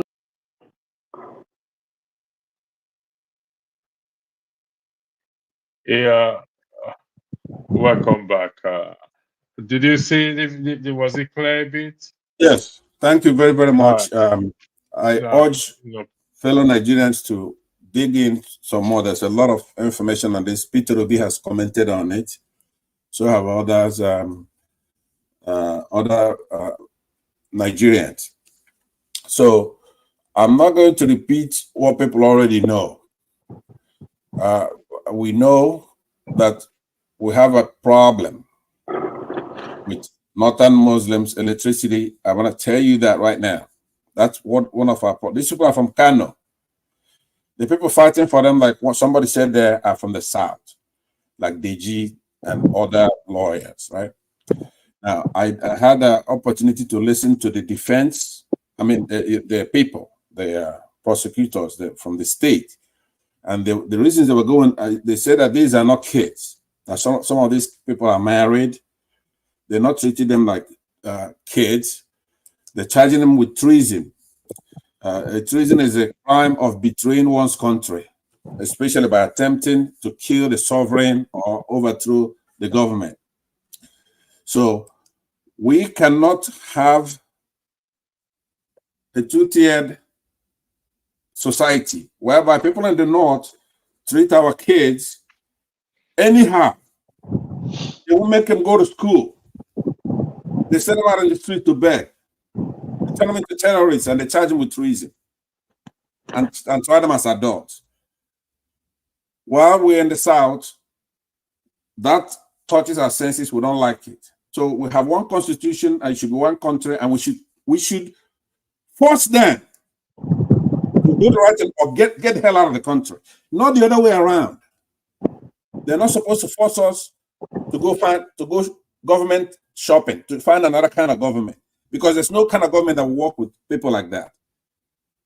So I've been saying it, and that you don't like it when I come here. Maybe I should have changed my demeanor when I'm talking about it, because I'm irritated, I'm upset when I'm talking about something like this, and I look at the guests who are here and I look at their eyes and their feelings about me talking. They don't want to hear from me because I bring the heat and I bring the truth. So when I'm talking and their eyebrows are filled with perplexity and they're not paying attention about my profile, that we force them. We're going to have to force these Northern Muslims to civilize, obey our constitution, and do the right thing, whether they like it or not. If they don't, we're supposed to go to war. Go back there. Go back to war. You cannot have kids in detention for 90 days, starving, no matter what part of the country they come from. We're not just fighting for one state or 5 states. I'm talking about the entire country. We brought independence there. If you don't like it, go back to where the hell you came from. You're going to have to learn how to obey that constitution. If you want Sharia, you do it in your own house. Well, we don't know about it, because even if you do it in your house and it's against our constitution, we're going to come in there and fish you out. So that's my position. I'm very forceful about it. I'm not begging them to do the right thing. I'm telling them, you have to do the right thing. Obey that constitution. We're not changing any kind of government. We're not going to military. We're not going to communism. We're going to go exactly what our constitution says. Thank you, Pastor. Pastor, I'll come back to you on that constitution. You made a very strong point there, so I'll come back to you on that constitution. You were not here earlier when I was talking about, and I highlighted some of those in the comment sections. Comment in respect to that question. Mr. Tony, the floor is yours. You have 5 minutes, please. Thank you. Yeah, at the heat of the demonstration that we had, people were arrested, in various parts of the country. So this is not just the only case. Even amongst these kids, there were still some adults who also were, arrested and imprisoned that are with them, but they actually were not brought here. But the case of the kids, and every other person that is under detention, on trial, under the same matter, treason that we're talking about, it's pathetic the way they have been treated. If you look at the honorable that just had a case in the House of Rep, he was granted bail in the sum of, I think, 500,000. You know how much bail they were asking for these kids? The court was asking. I think it's about 10 million or so. So somebody slapped somebody. Somebody who has the means to pay. I just want to see the system, the way, justice, the way it is applied. A big man assaulted somebody, and what is expected to pay as bail, is out, is a paltry sum. Now, these are kids, and I'm not sure their parents even have the wherewithal to pay the kind of amount they're asking. In other words, what they are asking for is for them to rot in there, because who is going to bail them with that kind of amount? But that's injustice. Apart from that, are they supposed to be tried under this law, going by their age? Is that justiciable? And then if you look at the kids themselves, the way they are looking, lawyers had to contribute money to buy biscuits for them in that court for them to eat. One collapsed, and you could see them emaciated. The way they look. That's not fair. That's not a system of justice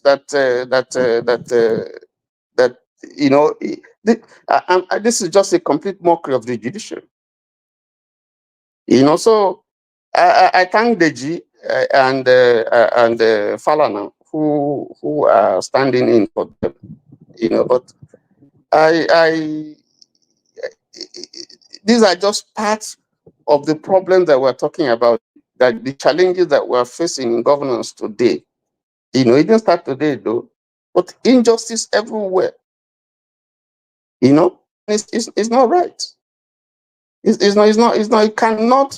It cannot be defended. They have overstayed the number of days that's by law that they are allowed to be held in detention. So there is an infringement even on their human rights. So I don't know, but that's the country. And that's why it is important that we all come together and deal with this system, because it's a system that is based on injustice. It's not based on fairness. And my point is that it is all over. It's not just a section. It's all over the country. Everybody is feeling these are the ones that we see. Many others that are happening. People who are languishing in jail, who have been kept there, nobody to speak for them, nobody to cover their case. So they are languishing and dying there. So all over. And it's sad. That's my point. Thank you, Mr. Tony, for that. I watched the video. Those are kids, for crying out loud. I don't even think some of them. I don't think any of them understand what treason is even all about. Even some of them can't speak English. Some of them can't even speak English. They don't even know what it is. It's crazy, to be honest. And from what the man was talking about, said they plan to overthrow Tinubu's government, for crying out loud. And where is the president for? And he's seen this, or let me just, I believe if he hasn't seen it, some of his own people must have seen this, and they allow it to stay. Like I said, it's all down to us. And Passat is right when he said it's not about north, south, east, west, this and that. And Passat, you were not here early when we were talking about the Constitution. And some people come here to say the Constitution is a fraud. The Constitution it's our problem, and I disagree with that. And you just There wait. is no perfect constitution. There is no constitution that is perfect. The There U.S. is none. Constitution. The U.S. Constitution has been amended how many times? There's no constitution. If you find a place, and even the 1999 Constitution has been amended. So if you find a place that is not working, there are contradictions, you amend it. Are they not trying to amend some parts of the Constitution now? So yeah, they are the Sharia section of it. Pastor, how do we deal? This is a question to you. How do we deal with even those? I know freedom of speech, opinions, but I keep saying that some opinions are dangerous.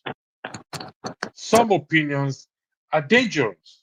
Where people spew out our constitution is a fraud, our constitution is responsible for where we are today, our constitution is a this, our constitution is a that. Even those who have not read the constitution will come here and say the same thing.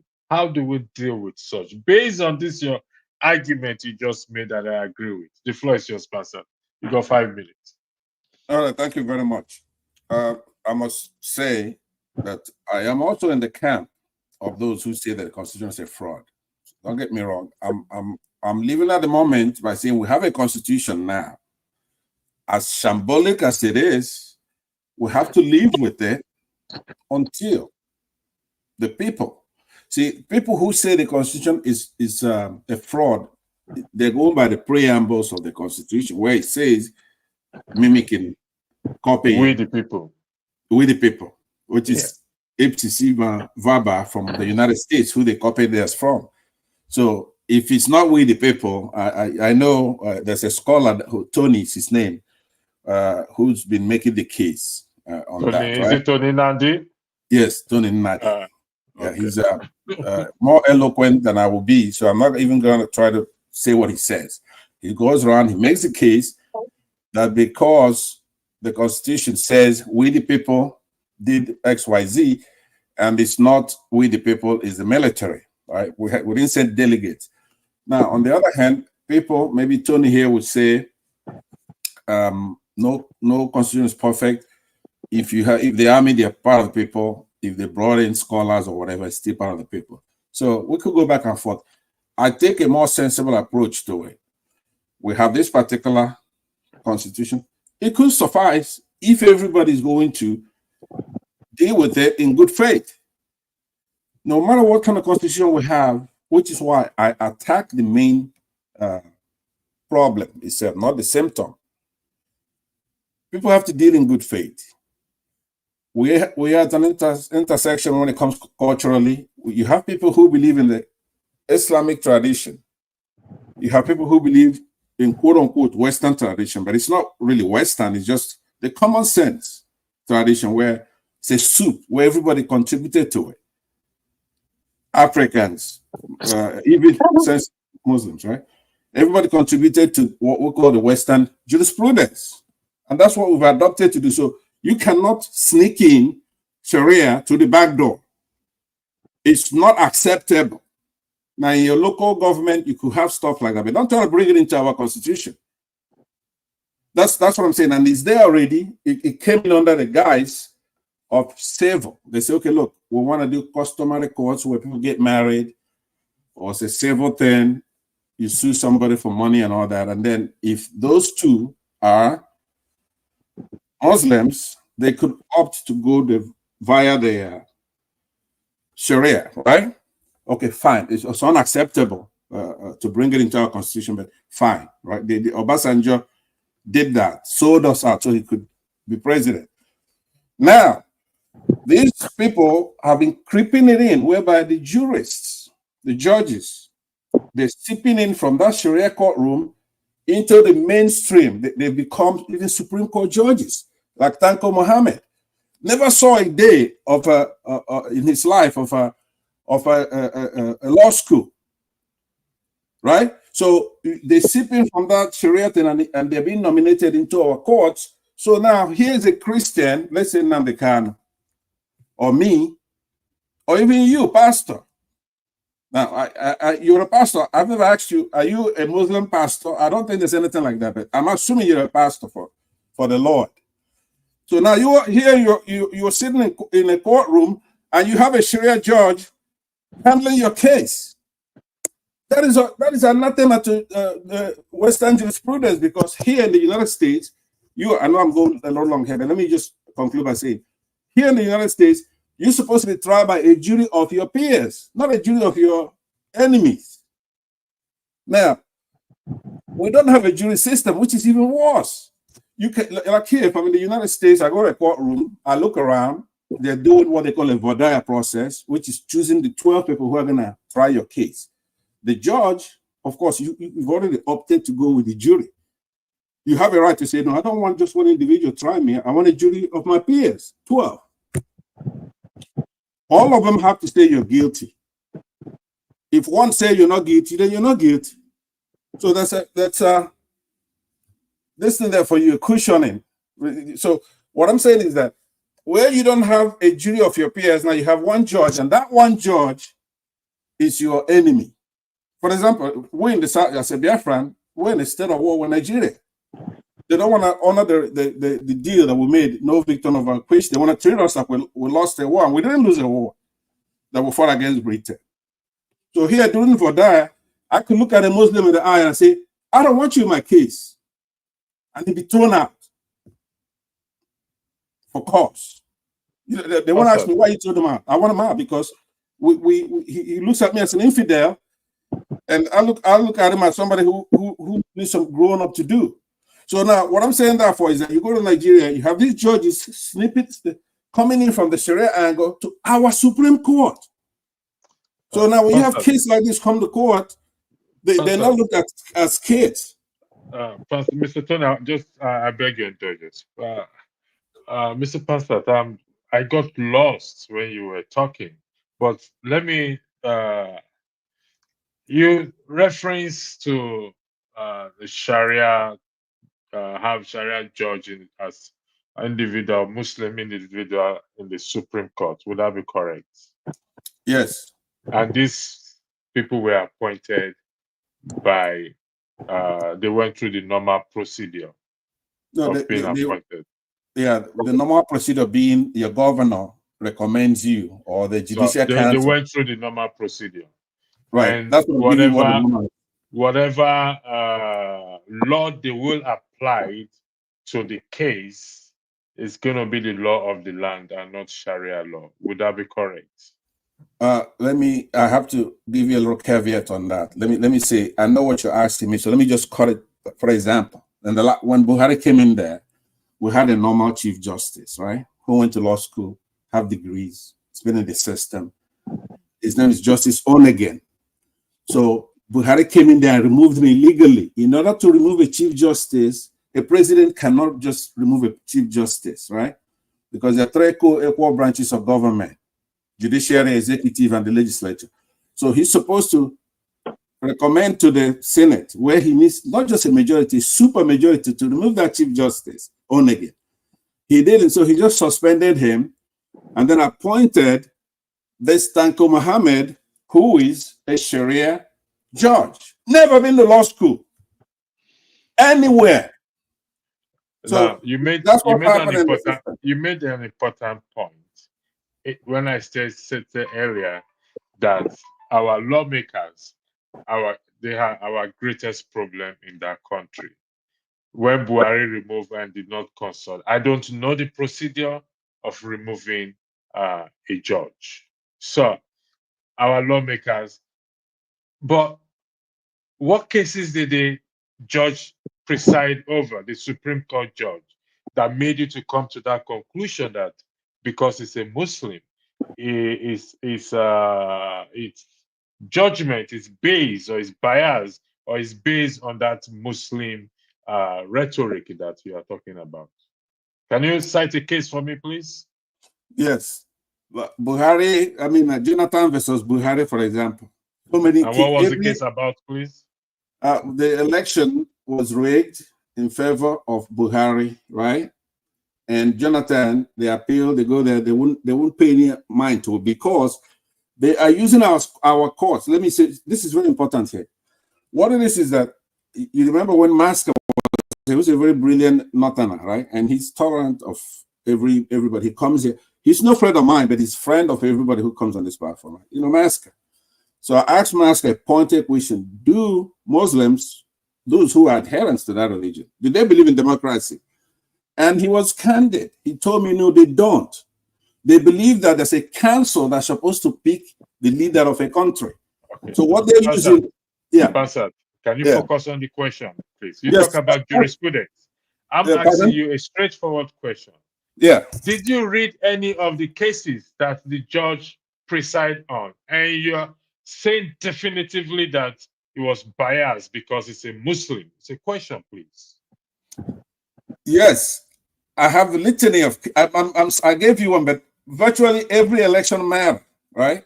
They will not, even though be case, Obi and versus Tinubu case, the judges will not look at the evidence. Look, you know how. You think it's because Tinubu is a Muslim and that is why they favor him?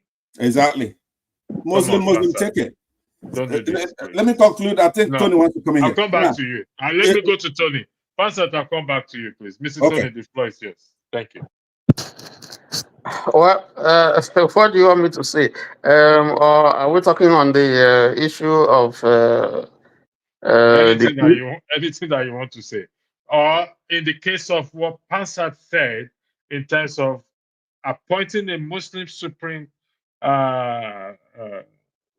judge or whatever it is, as such, it's become something Muslim. I don't know why we have to go there, to be honest. But I yield the floor to you. On that, I have no comment because I'm not properly informed as to how he became. I know there's a succession, there's a laid down succession rule when it comes to who becomes the Chief Justice of the Federation, and then when he's supposed to exit. Other than that, I don't know. But if you are talking about the judiciary, yes, we've had issues with the judiciary, particularly in electoral jurisprudence. We saw the Bukachuanization of the judiciary. We have seen, people tell you go to court because obviously they know that if you go there, you are not likely to get justice. So the judiciary is a problem, and they acknowledge it. Even lawyers acknowledge it. No less a person than Jibril Okutepa, SAM. Has said it. He indicted the judiciary. He's a senior lawyer. And there's so many others who have indicted the judiciary. But the judiciary is part of the system. So there are human beings in there. They are Nigerians. So they are also affected by the decay and that is in the system. So that is why I'm saying that you need really to rework the system, because we are in the system and everybody who is there, just like oil, that affects one finger and infects all the other fingers. There's a problem, there's a problem. But leadership is critical in solving this problem.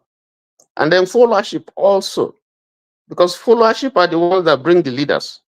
So if followership has been cowed and they kowtow to leadership, then that's a problem. The judiciary that is supposed to check them and the legislature, if they're also bought over, then that's the balancing system, checks and balances that is supposed to keep the system stable and keep it afloat, is being destroyed.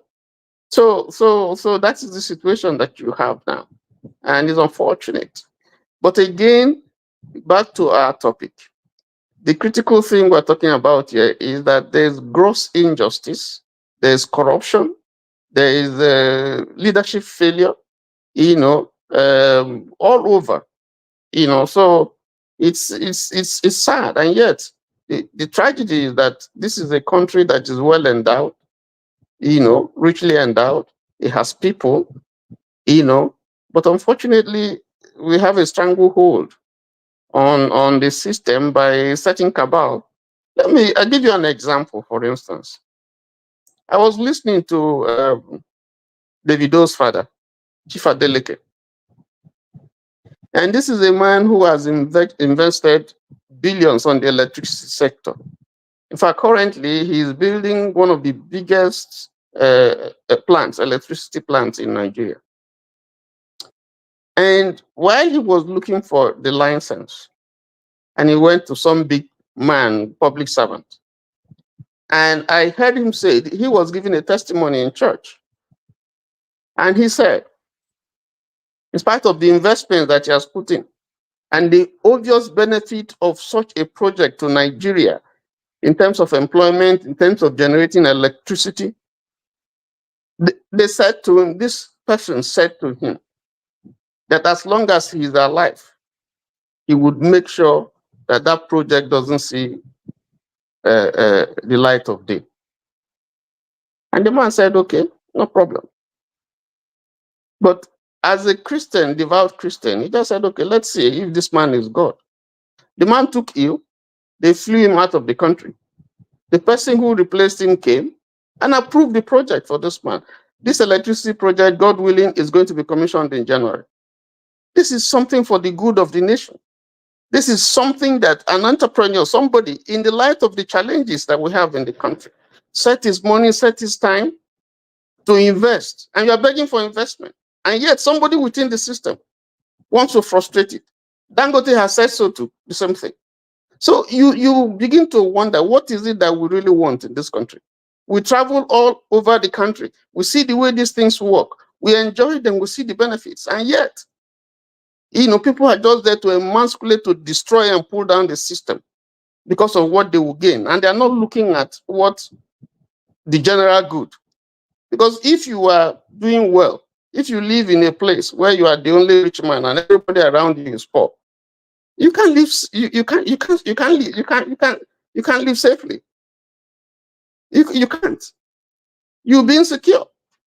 So I don't know. I don't get it. But that's the country that we're in, and it's sad. Let me just yield the floor. Thank you very much. Thank you, Tom, for joining. But before I come to you, Pansat, you referenced a case between Buhari and Jonathan. Am I correct? And that was as a result of the election. Would that be correct? Yes. I stand to be corrected with what I just Googled here. He said the opposition candidate, Mohamed Buhari, won the presidential election by more than 2.5 million votes.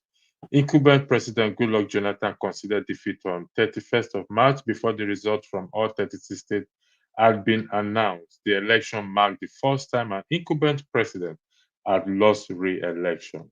Is that what you're referring to, please? That's one of them. No, Pastor. Is that what went to court? That's one of them.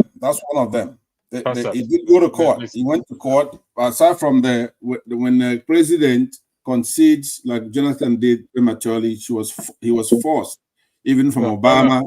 Look, electricity. Hold on 1 second. We're not going to get along if you want to spoon feed me. Hold on. This is a matter we're not going to get along if you want to spoon feed me. If you don't want us to get along, we're not going to get along. This is a matter of the law. We won't get along. So you're talking about jurisprudence. If you try to spoon feed me, it's not going to work. Ask a question and then you shut up and then I'll answer it. To me, please. Yeah. We're talking about jurisprudence here. It's a matter of the law. Right. I just read something out to you and you agree. Did the matter go to court? Yes. Now you shut up. Let me answer you. Right.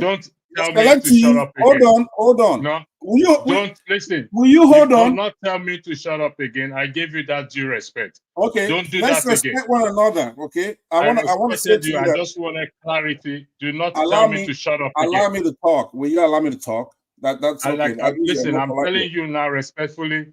Don't tell me to shut up again. Do I make myself clear on that? Thank you. You make yourself clear. I tell you that. So now here's what I'm saying. The floor is yours. Okay. Electricity, you're doing a good job, and I want you to continue to do a good job. But I don't like your idea of selectiveness, right? When I post a bunch of things here, that's the reason why I put that there for you.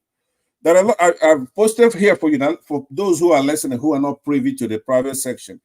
I have posted to you here what the Constitution says, how to remove a Chief Justice of Nigeria.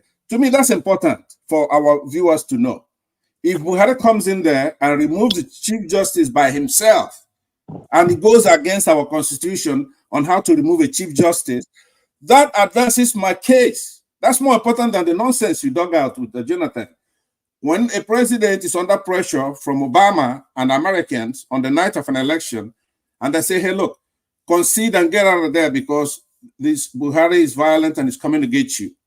And he does what they tell him to do, right? Yeah, he does that, but still, when he comes to his senses and his advisors talk to him later on, then they go to court. Every election is a mandate of the people. Just because we voted for Jonathan, that vote doesn't belong to Jonathan. It belongs to us, the Nigerian people, right? He was voted. We voted for him. But what you do is to go and cherry pick what I post here. I am very knowledgeable about the law, so you know that, especially our Constitution. I know it. And you quote anything, I'm going to tell you what it is. I know it like that. I know you quote anything in the Constitution, and I'll tell you what the Constitution says. So, and I know you're a student of the Constitution, but I'm far more knowledgeable on Constitution than you by far. Congratulations. So when you cherry pick those things, or when you don't deal with what. Your 5 minutes is up, please. Don't unmute yourself, please. Do not unmute yourself, please. I will still give you time. Well, I can unmute myself to say goodbye. Thank you. You don't have to unmute yourself. What to do. You can't tell me what to do. You don't have to unmute yourself to say goodbye. Thank you. You see, I had to go. I didn't raise the issue of Buhari and Tinu and Jonathan up when he said they went to court. When we speak of a matter of the law where you can say hello Google and it will bring things out for you. I didn't dug it up. It was what he brought up. Tone, the floor is for you. You have 5 minutes, please, to say whatever you want to say. Hi, good evening, Electricity and Mr. Tony. Are we dealing with the should the military take over, or what are we talking about? What we're talking about is those those kids that were arraigned of treason offense or what it is. Okay. Right. Okay. It's shocking and deplorable when I saw it earlier today, but it's not surprising because when people were being warned that this guy was pure evil, and it's going to be a portal that will open up a whole lot of evil. They thought it was all about ethnicity and all that, So here we are today. Every week, there's always one situation or the other. I mean, it's no longer shocking. How can you have kids, underage kids, you lock them up in adult prison? Where is it done anywhere in the world? And I just came off a broadcast right now, and I preferred an idea, and I'm going to say the idea right now. How many of us here in the UK, how many Nigerians are living in the UK that really believe that we have a bad government? I believe if we start having a head count, we'll be over 100,000. Don't forget about the few that are still lying to themselves and supporting this illegality. How about if we all picket one Thursday afternoon or one Friday afternoon, the House of Parliament? We start with London and number 10. We've got the images and we have our placards. That will be an embarrassment to them. Somebody might say, okay, they don't care. Yes, they may not care, but they care. Remember when all these things were going on, they started saying that don't demarket Nigeria, don't demarket Nigeria, because they hear what we're saying. So we need to start organizing ourselves and start picketing. And electricity, this brings me on to the next thing so that you understand my mindset. Sometimes when I get upset, but I've decided I'm not going to get upset at anybody and all that. I mean, so that's why I've taken time out just to clear my head from all this nonsense. That's why it pains me to the core of my spirit when I see people supporting people that are supporting Tinubu. How can you lock up children? Even the police officer was saying that he had the effrontery to say that these are not children, these are adults. Even very dark man showed the few that you could see even their ribs. They were starving. How can you do that to children if you're not a monster? And this man has children, you have grandchildren. Do they have feelings at all? Look at the few days ago, the House of Rep guy that beat up the Uber man and all that, and his colleagues obviously made an excuse for him that he had a passionate. That is the thing. Criminality is just everywhere, and they support it. So my suggestion is let's start thinking about it. We can organize this thing. If we can hit about have even between 20 and 30K, 20,000 people on one Friday afternoon, maybe the next 1 month, and hit the House of Parliament. Hit number 10. The international press are going to carry this. It's going to embarrass them. And you know, there are a lot of organizations that they look after children regardless and all that. This is going to be an embarrassment to them. And this is part of the pressure group that we need to be driving. We live in a society where there's a freedom of speech to some certain extent, so far you do it within the letters of the law. That is how we can start. And anytime we hear that this man is coming to the UK, some folks even know where the wife lives in the here in the UK. We go and picket. Go and picket. So far we don't do any criminal damage to any their property and all that. We just picket with our placards that they will know there is no hiding place.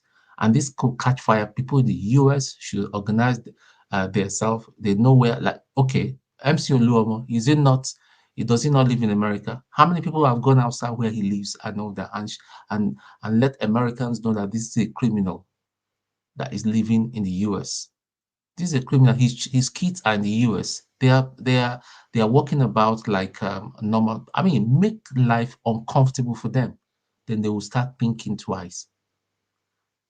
So that's my thing. But Thank you very much for that. It's not a yeah, bad idea. It's a good idea for those in diaspora to picket in front of the House of Parliament, and hopefully Rudolph will organize. Well, Rudolph is in the US, so he will organize the one in the US. I think Shaw is in the UK, and us here so, we can organize something and all that. yeah, We'll be hitting well, the street. We're not saying no criminal damage. We come out.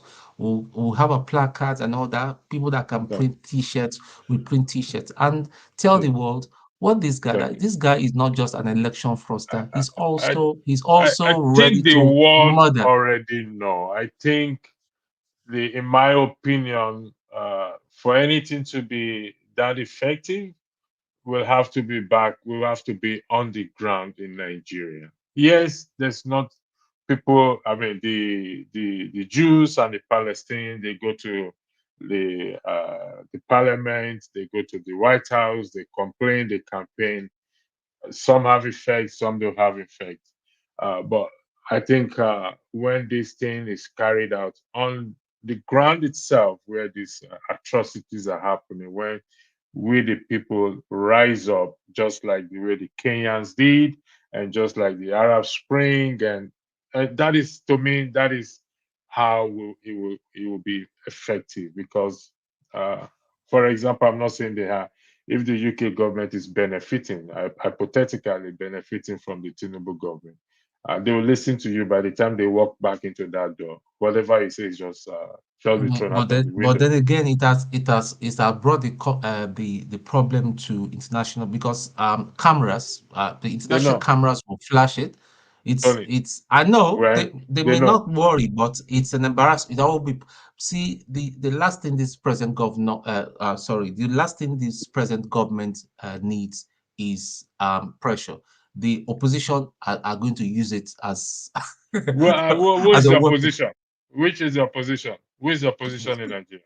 I'll come back to you. No. I'm talking about here. No, I'm talking about here.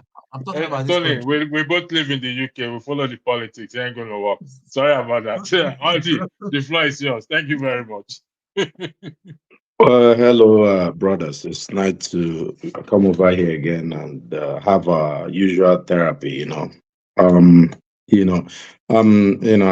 very much appreciative of you, Electricity, for opening up the channel today, because I think most of us saw those pictures, and I think we all felt about the same regarding what has happened to these kids.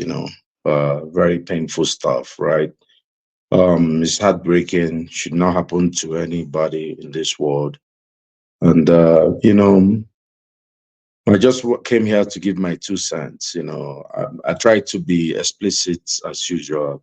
Say my mind. Say this. You had a question here. Should the military take over? I think most. I've said it many times here that we're not meant for democracy. It is what it is. What Nigeria or many African countries will benefit from is a benevolent dictator. If you look at, Gaddafi was not a benevolent dictator, but you could see what a dictator could do, right? If you look at the indices of how much he affected the lives of the average Libyan, and after he was eliminated from the scene, you can compare and contrast, right? So yes, I don't know if it's military. I can't advocate for change of government, but I know in the future what we need is someone who's patriotic, who loves our country, who really wants to make a change for good. That will be our leader. Be able to bring other African countries, bring everybody together. Even Saddam was not a very nice guy, but nobody could question that he loved Iraq. And he did a lot of good things. Everybody knows how Iraq was. I use MBS as one example. No one would doubt the allegiance of Mohammed bin Salman to Saudi Arabia, or the love, or the guys in the Emirati. They love their country. They are not very nice guys. You come to and I said, look, I'm able to trade a little freedom for good living, right?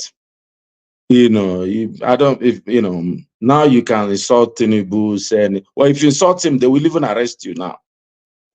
So there's nothing. They're not patriotic. They're not giving anything to us. And at the same time, we're not free.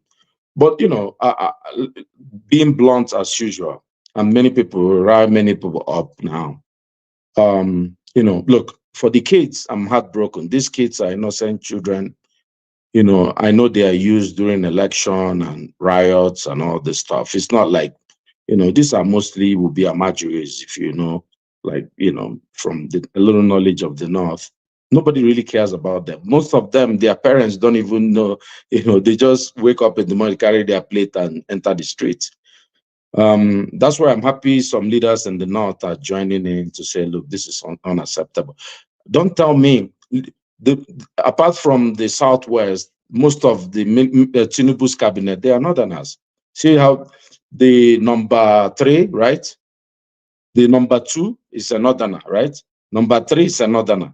Number 4 is a Northerner, is it not?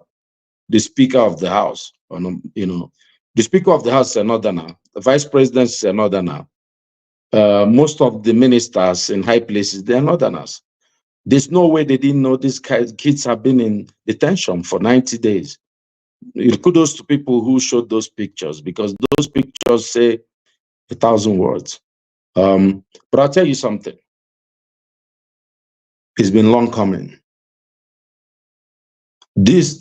If Tinubu did not get the amount of votes that he got from the North, he wouldn't be president, because he needed the critical mass to be able to rig election.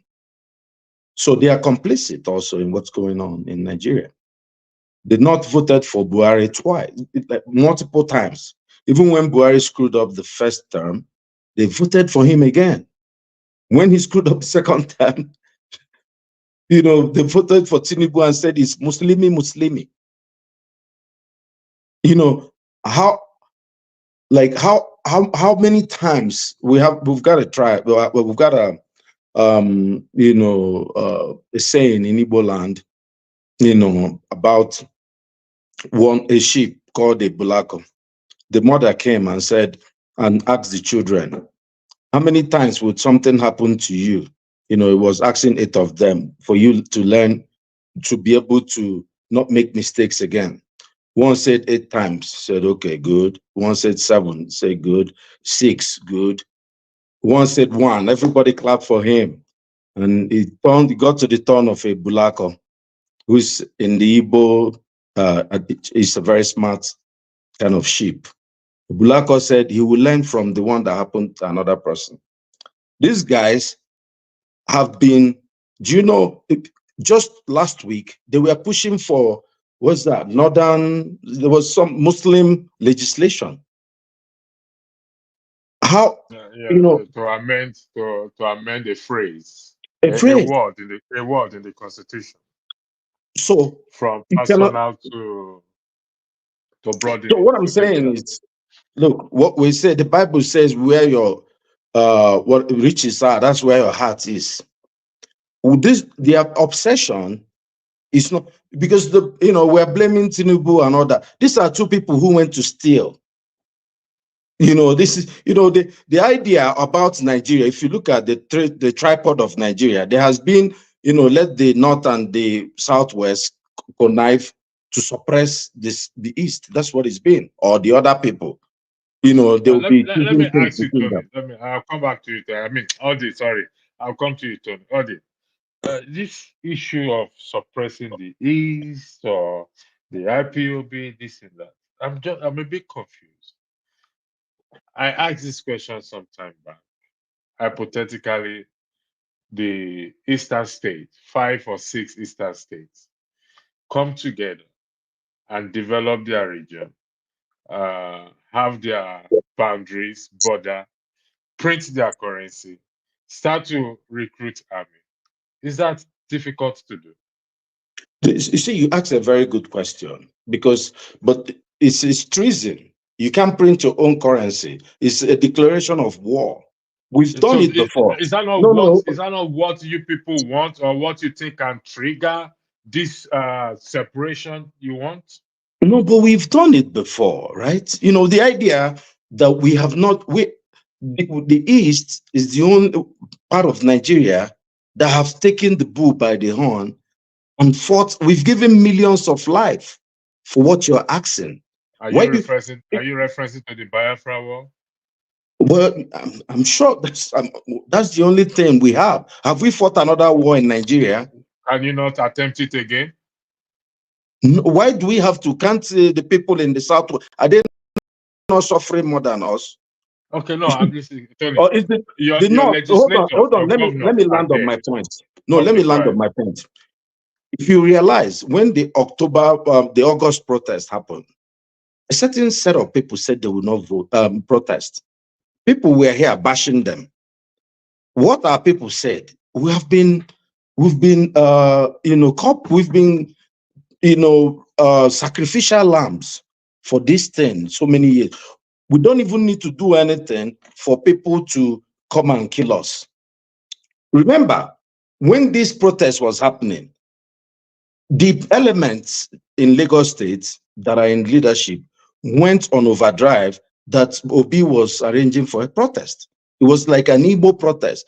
Out the Northerners said, no, it's our protest. They said, no, it's not, it's not your own. It's these people. Guess what? Imagine if it were boys from Enugu there. Nobody will talk about it. Nobody. This people say, oh no, it would to be swept under the carpet. Those boys would die there. Do you know how many IPOP people they have killed? And look, you know, everybody knows my background. I don't believe. I believe that more is what we need. I don't believe in. Look, personally, I don't think that I'm not a Biafra kind of person because I don't think it's going to happen, right? Because you did ask. Though I want to come back. I'll give because you did talk about. It was Tone that mentioned something about picketing people. And I really, really want to comment on that if you give me the I'll time. come back. Let me give Tony the floor, then I'll come back to you. Tony, the floor is yours, please. I wish Pansat was here listening to Odi. I'm sure he will give you a fight anyway. But he choose not to be respectful. But I, you know, these are the points that one Sorry, has been making. me and Pansat have agreed that they will give us a session, and we'll just not duke it out. No, he will fight you. But you see, I like your fair-mindedness, and that's what I try to do. You know, because this platform is supposed to be one where there should be a balance. We're discussing Nigeria, and unfortunately, there are people who don't believe in Nigeria. I believe in Nigeria. I believe that the more the merrier. I believe that in spite of how bad the system is, and it didn't start from Tinubu, in fairness to the government, you know, but we have had decay all over the years. But it has gotten worse. Okay, it has gotten worse. Now, that's so bad that you cannot look at any particular system and say, okay, this is the one that is giving us hope. You can't look at the judiciary. You can't look at the legislators. You can't look at the executive, down to the local government level. You can't even look at the followership. So if you want to address this problem, I don't subscribe to revolution because you don't always know what revolution would result in. After revolution, so what? What's next? You know? And if you look at the history of revolutions, not all of them have turned the way people want it to be. But I think what we agree is that there is a need for change because the way we are going now is not a way that will lead Nigeria to greatness. So my thinking, first of all, is there are 3 critical issues that we need to address. And all of them will go back to leadership and followership. But one of them is the balancing that the Constitution envisaged, you know, between the 3 levels. I mean, the executive, the judiciary, and the legislature. If that can be established, where you have the legislature asserting itself and looking the executive in the face to say, listen, we are equal partners in this journey, and they will do the right thing. And then you have a judiciary that will take us back to the days of Chukwudifio Puta, Kaide Esho, Nikki Toby, and so many of them, who will look at the matter straight in the face. And well, we had those landmark rulings, even when you disagree with them, but you will see reason, you will see good reason in their judgment.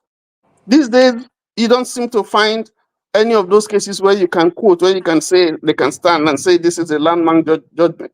So we have a problem.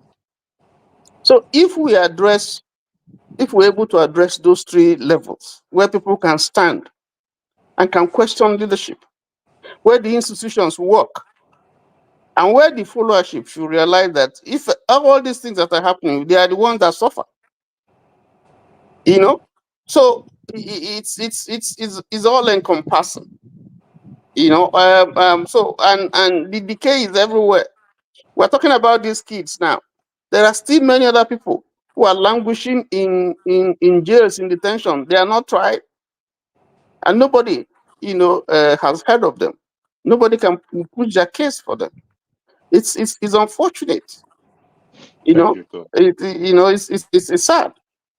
Thank you. Revolution, you're raising your hands up. Thanks for coming, Johnny. Go ahead, Revolution. I'll give you some few minutes. I know you have to Yeah, work. Go ahead. please, I beg you. I just jump in again. I'm still Yeah, working. yeah, go ahead. Go ahead. I understand. You see, my brother Tony, I really like you are so optimistic. I'm not a pessimistic person, but the way you talk about Nigeria, mentioning the good days when you have normal people in power. Sometimes you see me smiling when you are making this basement. You lay that foundation very nicely, as if you don't know the country you are talking about. That is where I start to wonder, what is this, my brother? Where are you living? Are you still dreaming, or is it just that you believe you just want Nigeria to remain the way it is, people suffering? Or are you just pretending as if you don't know the problem of that country? Because when you are saying that revolution has never worked, or revolution is a problem, or this or that, then you are telling Nigerians to keep suffering. Because the last few months ago or last year, let's just be prescribed, we had an election. They told us, election, go to the polls, go to the polls. Do you want to still keep deceiving Nigerians that election in that country is going to bring out a positive result? I think it's high time we Nigerian people should be looking into our face and finding our own solution, something that can be realistic, something that we can really depend upon, instead of living in that dream world. Go to the polls. When you reach the polls, they do their abracadabra. They say, go to the court. When you go to the court, they spray sleeping gas to everybody. People say, they open their mouth and nose that what is happening here. Is that what you are telling us, that revolution, because it didn't work in some countries, then it can't work in Nigeria? We should keep doing the same thing over and over, and we will be complaining as we are complaining today again. That is where Nigeria is today. We keep doing the same thing, taking the same solution, solving the problem of Nigeria with the same solution, and every time it gets worse.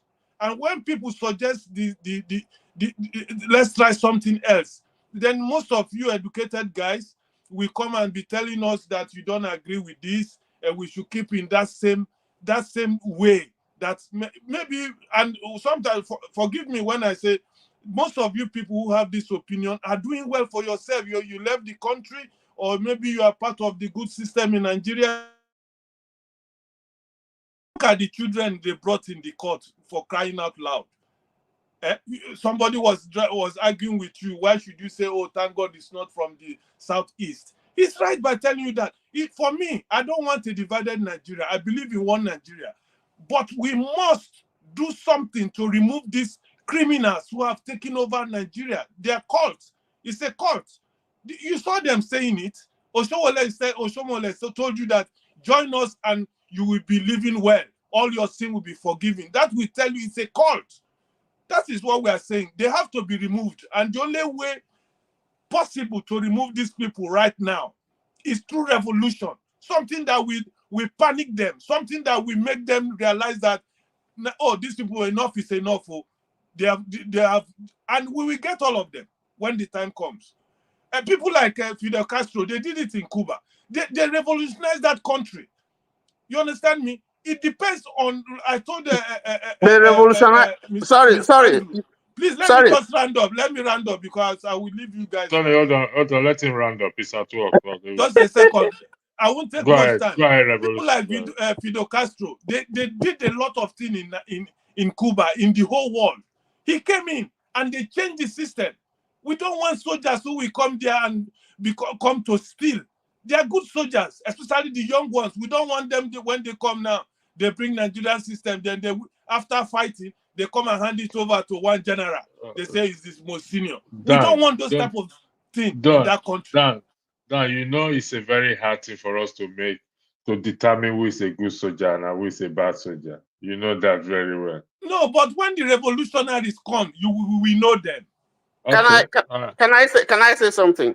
What was Nzogu's intention when he planned the coup? Brother, you are taking us too back No, when no, I'm Nigeria asking was you. still good. No, Don't I'm take us asking that you far. now. That was the good times of Nigeria, even Hold though on. it failed. Okay, Bring let us me. to what? Okay, hold on. Bring Hold on. us to the present day. What is Okay, happening in Nigeria today? That is where okay, I'm interested in. okay, hold on. If you say that revolution is the only way that Nigeria can be changed, that's your own position. There's no the way. Brother, There's never. the one that has been happening in Hold Nigeria, on, which hold on. you are, excuse me, I Mr. listen to Tony, you now. wait, hold on. The one that you are telling us is what has been happening in Nigeria for years. Nothing changed. Let's try something else. That is And what we are begging you people. and it has to be revolution. Are you going to lead the revolution? So what is the next step? They told us go to the election. We That's went what to I'm the telling you. election. We went to the election. Nothing happened. Okay, hold on, hold on. Something happened. If you say nothing happened, you are being simplistic. Something happened. Excuse me. The time Excuse me, the excuse me, election excuse was me. coming, petrol was Excuse me. 200 naira. Wait Petrol now. was 200 naira. How much Okay, is petrol today? I've heard you. Wait now. If you say nothing happened during the presidential election, that is not true. Because we saw people who went to the who won election and they didn't have to pay 100 million and 200 million. That is a step forward. And where are they today? Wait Where now. are they today? Oh Lord. Wait now. No, Tony, let us be realistic. Where Wait are now. they today? Listen. Change Please, is not. I have to go. Okay.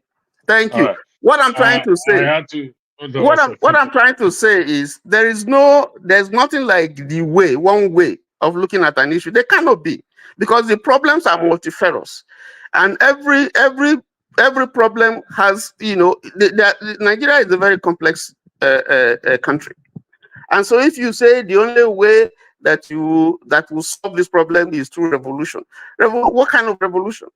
Okay, can I have my, I wanted to say something. I Audi, wanted to comment on what Audi, Tony said before he jumps in. yeah. Before Audi, what's the name again? Dan Revolution says it's a revolution that only revolution can save the country.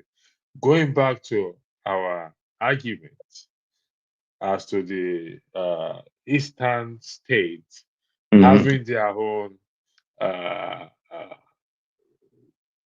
developing their region, having their own military, printing their own money.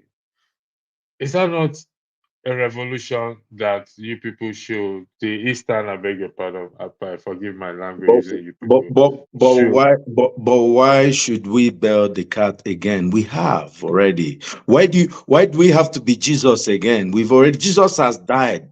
We have already died. Why do you want us to die again? Try and die too now. This is No. hold on now. Let me say. Audi, I'm wait. not upset. I'm on your side. I'm on your side. I know. I'm on your side. We're having an intellectual discussion. Yeah, I'm okay, go saying ahead. you're asking why can't the East create this government, essentially lead the revolution? I'm saying not just lead their own revolution. Well, no, it can't be our own revolution, because what you're trying to benefit is from our own, intervention. You're hoping that, let's say, the East does lead the revolution, then every other person will benefit. We've tried it before. There's something called a Buri Accord. I don't want to really go too back, but the person up till now, what people criticize the East is for Iboku. We cannot say, now, you see, we know do again. Now we're watching a movie. Now you see, Igbo, most people in the Southeast are enjoying. Well, of course, they are not enjoying; they are suffering also. But everybody is suffering. So yeah, exactly. no, I agree with you. I'm said just saying that we are kind of spectators. The idea of there's a marriage between the Southwest and the North. We know that. We can't, deny that. That marriage, we are watching, we are spectators. And we actually like being spectators. Remember, one of us went last year and won an election, and he was rigged out. There are many people on this platform, people who are saying he doesn't know how to play politics. Let me tell you something. One of the problems I had when I started coming to this show was when I said, when people started saying that the North plays the best politics in Nigeria, I said, where are you people coming from?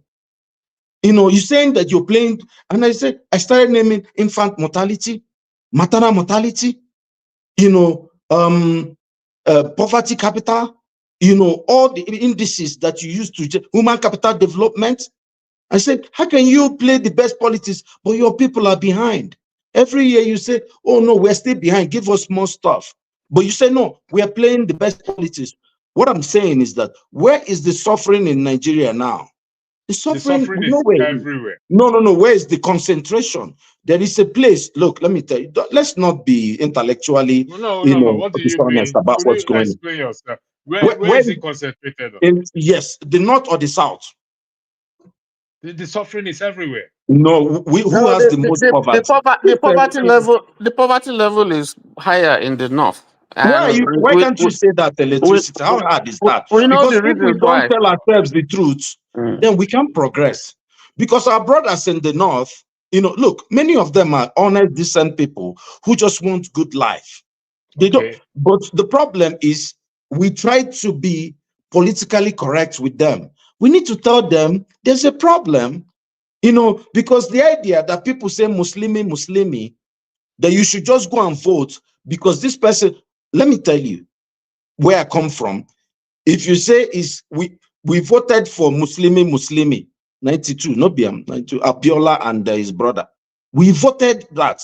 We were happy to vote for that because we voted for economic benefit. We don't vote on, you know, but these people, everybody knew when you look at the candidate, but that's not really what I wanted to. I got distracted. I don't want to go down there because it inflames people. So, you know, but the truth is that if we can't speak truth to power, and that's why I had problem with Tony the last time I met him on this show. Tony was busy, if you remember, defending the religious leaders. The same thing is defending he's defending the government, one way or the other now. And you know, this thing makes people just feel sick. Hold on, let me finish. It's not you you. have Is time. it you or you're talking about Tony? No, it's Tony. Is this Tony? Is this one? Oh, okay. Defending the government? Never. No, defending the religious leaders. We had a show here. Yeah, but not government. Well. Not government. Yes, well, government and religious leaders are brothers. Hold on. No. You are saying something different. Well, let me make. So Tone said something, picketing these guys abroad. You know, you get people who have done that, who have picketed anybody abroad. Distance. We've picketed our people. Our senators come, we beat them here. You know, we've started it already, but everybody says we can't trust this man. Let me tell you, who can picket more than, if you look at the world structure, we had this guy that came and gave us a talk here. The Palestinians, they have been picketing, they have raised flag, they have done, you think American policy will change? British policy will change? They have national interest. Well, but I think it's a good thing to do something. No? But my own is that if we need to make change in going forward for the black man, for Africa, for Nigeria, it has to be in Nigeria. We must take the bull by the horn.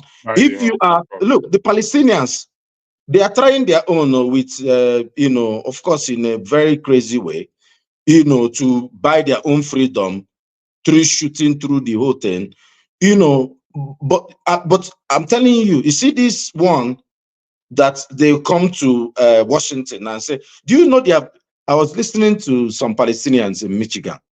We are going to have election. By Wednesday, we'll have a new president in waiting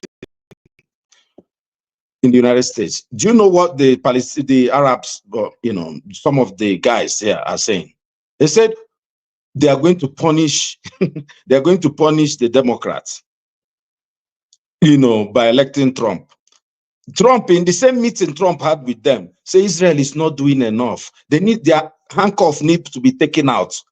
Can't you see? So if you take off, if Trump gets elected, imagine what the irony, right? You know what will happen to Gaza? Trump was the only president who allowed Israel who puts the embassy of the United States in Jerusalem? Yeah, Do you know the symbolism of that? Yeah? Okay. We'll delve into that some other time. We'll focus on what is on the ground. And let me ask you this, Audie. I'll come to you, Tom. Just give me. I indulge your input. The North suffers more than the South. I can see. Okay, thanks for bringing yourself back.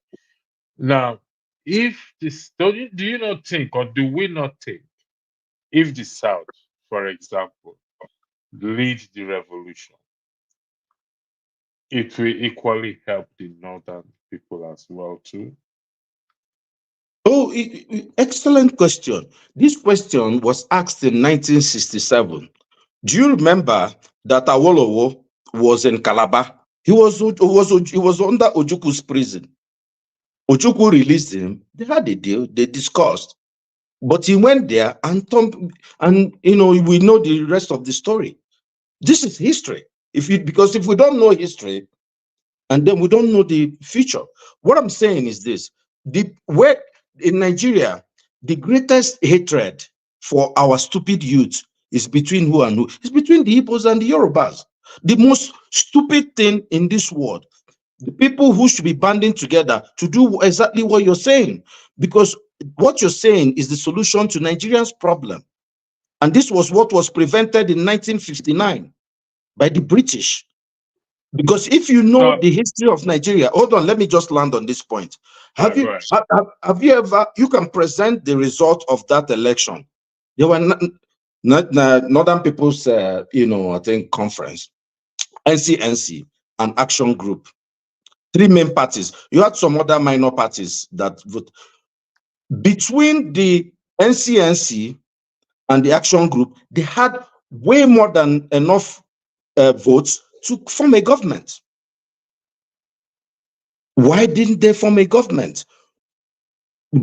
Somebody has already spent like a good 6 hours educating us here. People should go and watch the guy. Tony. That's sorry. What's Oni? It was no Oni. What's his name again? I've not even reached out to the guy. I just got his phone number from Forefather. I've been very busy. We have done this thing before. What they're doing is to sow seed of hatred. There's something called handshake across the Niger. We eat the same food. We marry the same women. We live in the same land. We have similar culture. We worship the same God. But people tell us that this person is our enemy. And we keep trying to outdo the other competition. Yes, but the problem is there's no trust. Tinubu's wife, did you hear? He said, these Igbo people, we cannot trust them. Do you think it doesn't hurt? When NSAS happened, who was blamed? If anything happens in Lagos, what they say is these Igbo people will do this thing to them, will do this. Do you think, does it create love and trust? It makes people, it's going to take maybe the senior leadership of the two peoples or some type of one person. I don't even think it's going to work. That's why I think a dictator that comes in, however he comes in, that loves the country. I'm telling you, whether he puts only Yorubas, nobody will worry. Something for you. Let me highlight the comments here. It says, I get it now. The Southeast are sacrificed enough for Nigeria. They are not leading any revolution for anybody. If Igbos are making any sacrifice, it has to be for Igbos. So, explicitly my thought process. I think 99% of Igbo people have the same thing in their mind. Okay. Tony, thank you very much. So let's them start it now. You understand what I'm saying? Look, let me tell you, if the Yoruba people start smarting, we don't go since yesterday. Igbo people don't go since yesterday. But look, it's not going to happen. You know what's not going to. People are scared in Nigeria. People don't. Sorry, you see. I end with what Fela said. He said, "I don't want that. I just marry. My wife just born. So it's been since the 70s. All right, thank you. So the problem will not go away. The solution is in our hands. But until we get one man that will make a sacrifice. One man will make it must be a dictator. He's going to tell all the tribes to shut the hell up and fall in line. But we'll have development in our regions, and we'll say, okay, make we manage this guy. It's okay. The man can be from Benue. The man can be from Kogi. The man can be from Kanu. Abacha was even trying to do something. It's just that he couldn't be straight about what he was doing, before they took him out. If he's from Katsina and he wants to be there till 50 years and make Nigeria to be like Dubai, let him be ruling. Now, what concern me? I don't think we will bother about that. Yes, I agree with you that we need a man, not necessarily the military. We need a man. It doesn't. I don't support military takeover at all. I think Fofana have a broadcast after this broadcast, so I'll be conscious of the time. So I'll give each. I'll start with you, Tone. I'll give you 3 minutes. I'll go to Tony. I'll give you 3 minutes. I'll go to Audie. Okay. I'll give you 2 minutes as well. Just to give Thank your you. closing argument. Okay, thank you. We keep saying we don't want military, we don't want military. We don't want military, we don't want military. What we are seeing now, did the military do half of what Tinubu is doing today? At least the military itself, people were. They did not. They did not. People could even write and criticize them and all that. Only one, sometimes they'll just warn you, watch your mouth and all that. But they listen sometimes. So what are we talking about? This is the first time in my adult life that I've heard that the chief of army staff, they can't tell us where he is. Rumors went about that he was sick and passed away. Now we're having an acting chief of army staff. I've never heard it, even when I was there, part of that organization. I've never heard it. And besides all these people that are there, I know all of them. But I don't want to reveal too much. But I know all of them. Most of them, like I said, electricity. If you listen, when those army chiefs are not, even the one that headed the Navy, now he lied about his age. I know him in the academy. So all these people are big people. The truth is that the generals will not put their neck on the line because they don't want to be executed. If anything dynamic is going to happen, it's going to be we'll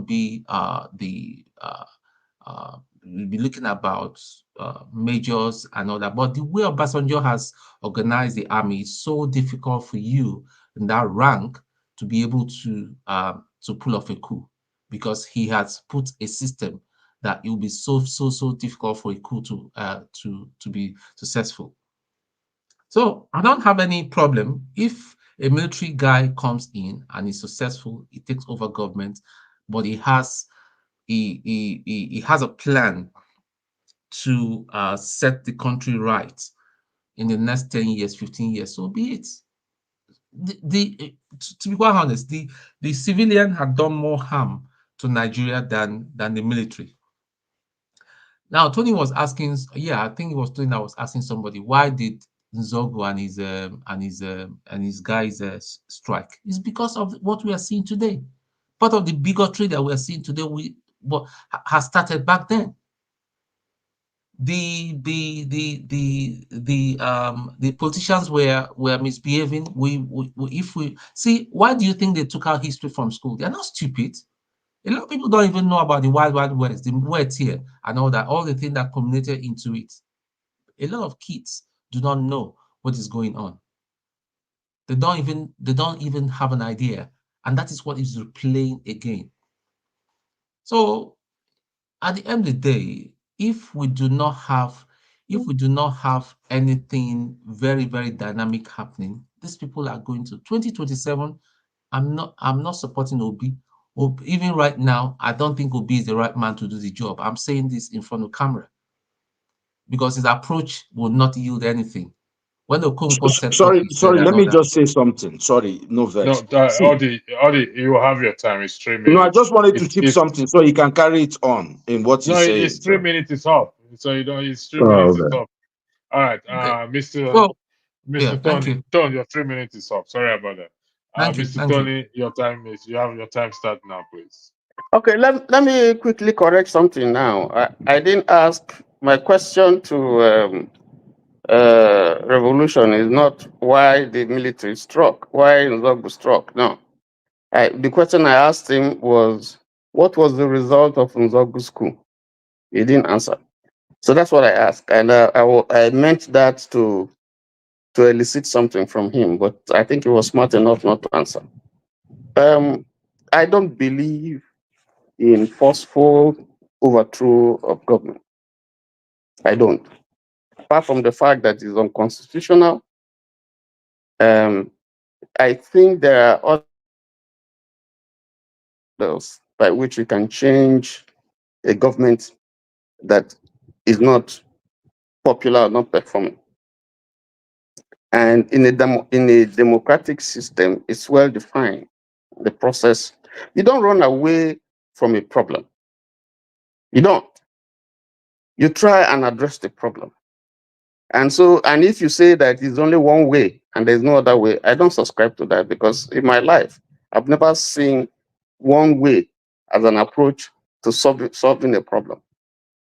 Now, my take actually is that we seem to be heaping the blame on one section. We have a total decay, a system that is decayed totally. We have a system that needs to be broken down and retooled, re-engineered. Because the model that we are following now is not going to lead us to greatness. That's been my position. And if you think that by that I'm supporting government, then that means you don't get me. I'm not supporting any government. I have worked with some of the people who are even in government now. I've worked with them at very close quarters. You know that electricity. I've worked with them very close level, so I know them. I'm not benefiting from them. But the point is that if you want to be honest, you see, part of the problem that we're facing now is that the Igbos have not played the politics that they ought to play. I mean, I have to say this. If you look at the traditional political alliances and alignments, it has always been the East, the Southeast, and the North. That has been the traditional alliance. How did the Southeast allow the Yorubas have been on their own? Now, how did the Southeast or the Igbos allow the Yorubas to take them out of the political equation and now fuse with the North? They have to answer that critical question, because that's how it's been. A coalition, right from independence. Now, okay, sorry, just let me round up. The second thing is that if the Igbos decide today, Southeast, I'm sorry, I don't want to reduce this to an ethnic issue. If the Igbos decide today, the whole Igbos in Nigeria, I'm not even talking about those in diaspora, to close shop, that today we decide we are going to close shop for whatever reason, the nation will feel it. How much of that economic power that they have all over the nation have they used to muzzle their way through? Because you got to use what you have to get what you don't have. They must be asking themselves those questions. I just electricity. I have to do a rebuttal on this. No, it's your floor now. You have to. Sorry, Odi. Electricity. You see, for Tony, I want to give my time because he's confusing my head. I don't understand where he stands. No. I think it's becoming clearer. It's becoming clearer. No. I don't think it's confusing. Let me use my time. Hold on. Tony, what part of Nigeria do you come from? Don't let us make it personal. No, I'm just asking now. He's talking about a particular set of people. I want to know where he's from. He has right to say yes or no, that he doesn't want. Allow him to answer the question. All right. He's a man, a full-grown man. I'm a Nigerian. Okay, that's fine. You don't want to say, maybe you're ashamed of where you come from. Yes, I am. Tribe. Yeah, that's fine. This, because when people talk like this, you can, I told you that I discussed with him before. He was busy defending all the criminal religious leaders we have in Nigeria. No, that's wrong. Let me finish. This is my time. You can't say that. You have to wait for me. When I finish, you talk. let me finish. You have to control yourself. You know, this man was busy defending today, his job here, many of these people are agents. His job here is to be defending the Tinubu government in a thorough manner. You know, let me finish. Look at what he's saying. He said, who in Nigeria, there's only one tribe locking their shop, rejecting the Nigerian government. Only one tribe against the harshness, in as much as I am against it completely. He's saying, why can't the people do what they are doing already? Can't you understand the tautology and the ridiculous, how, let me not say, the tautology in what you're saying? So what I'm saying is this. We keep running away from the problem. People voted Muslimi. The same people, their children were put in jail for 90 days in Abuja. For doing what? We had some people on this platform when that thing happened who advocated for what's happening today, said all of them should be tried for treason. And I was busy here, and that guy hates me today. I was busy here saying, how could you say that? You live abroad and someone carries Russian flag and you said try him for treason. Forefathers was here that day. I said, how could you say that? Now, Tinubu, those children have Kwashoka almost. Can't you see how malnourished they are? And they are there, and we are all not crying. That person was advocating for the kids to be killed. What I'm saying is that the idea, what he said again, is Igbos don't know how to play politics. What politics do Igbos have to play? Let me summarize what has happened for the East. I'm even for more people to come into the equation. The Igbos are the most detribalized Nigerians. The idea they don't know how to play politics is a joke. The first Governor General of Nigeria was an Igbo man. We had a Igbo president. He was killed within 6 months. We went to war. After the war in 1970, within 10 years, an Igbo man became number 2. Or in government. Government, the only reason that a Southwesterner is the president today, forget about Abiola and all that, is because the whole Nigeria said nobody should contest. Let's give it to these people too.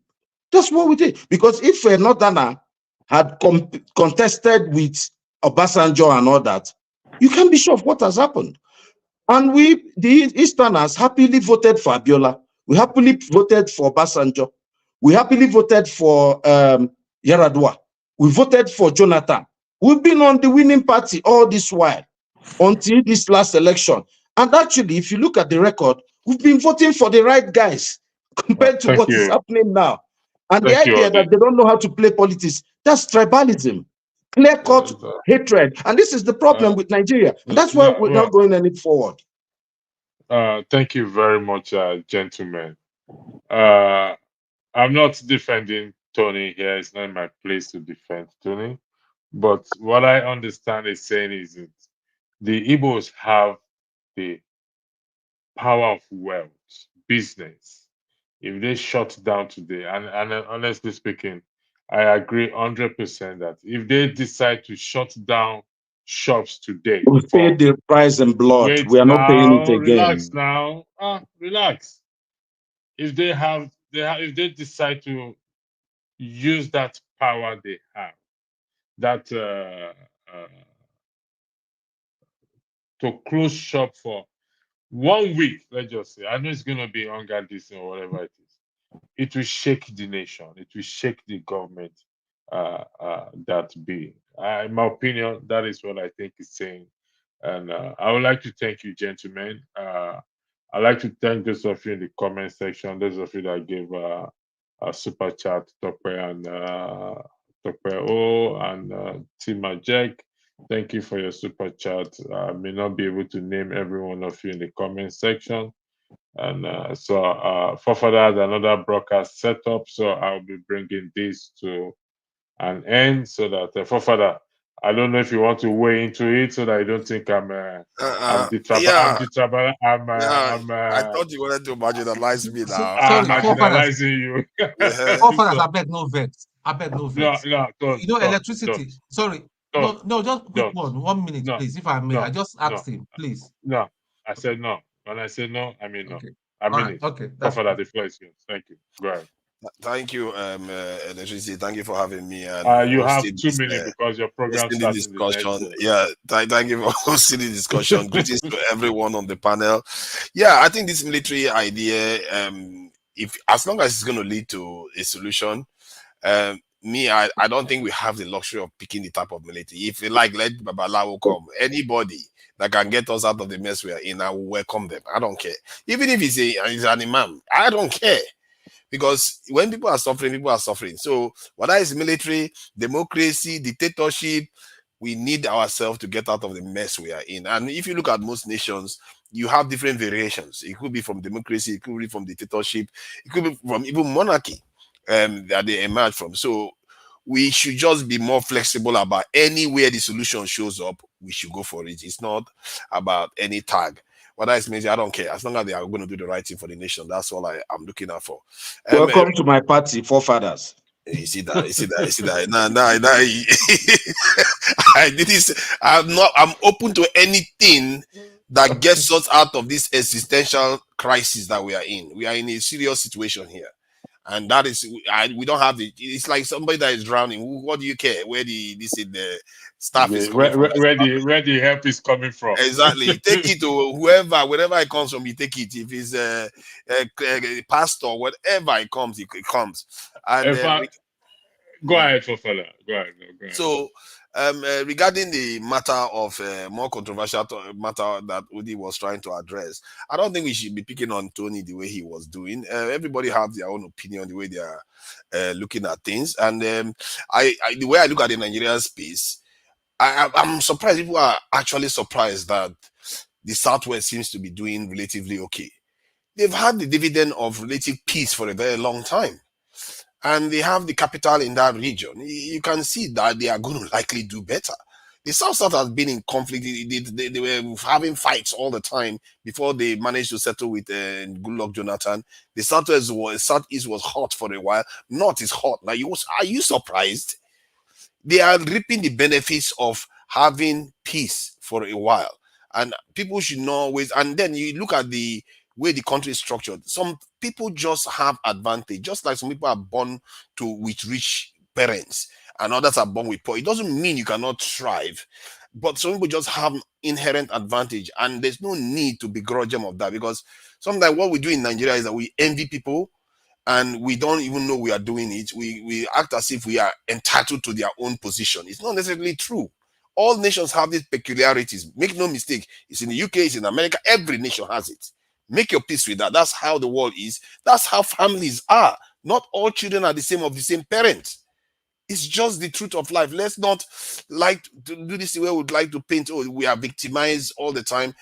No, it's not we are victimized. Everybody is going through mess. The North is poorer than the South. I'm scared. When I saw the literacy rate in the North, that scared me.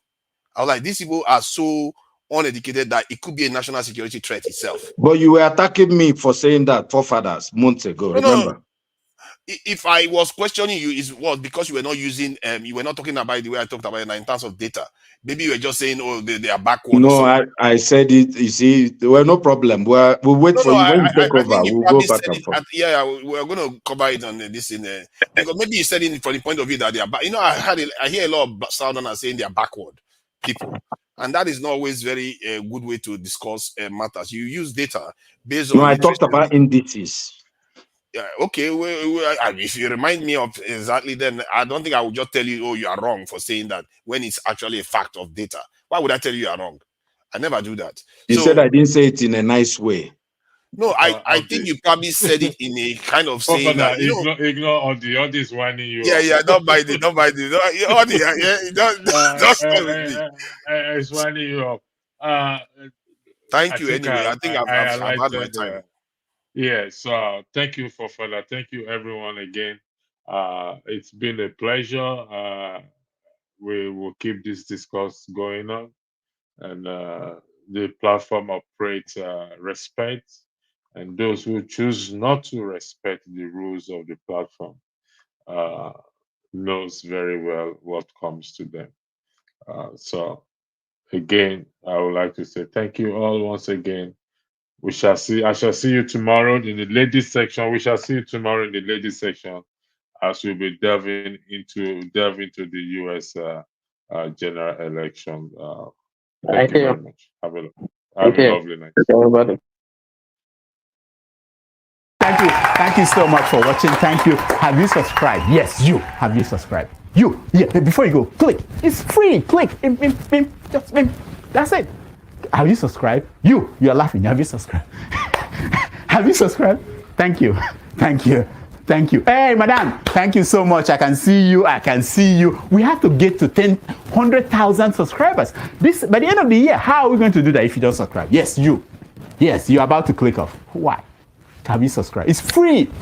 If you don't, ask your son, ask your daughter how to. Just one click. Thank you. Thank you. I see you. Aha. Thank you very much. Thank you very much. I'll see you tomorrow.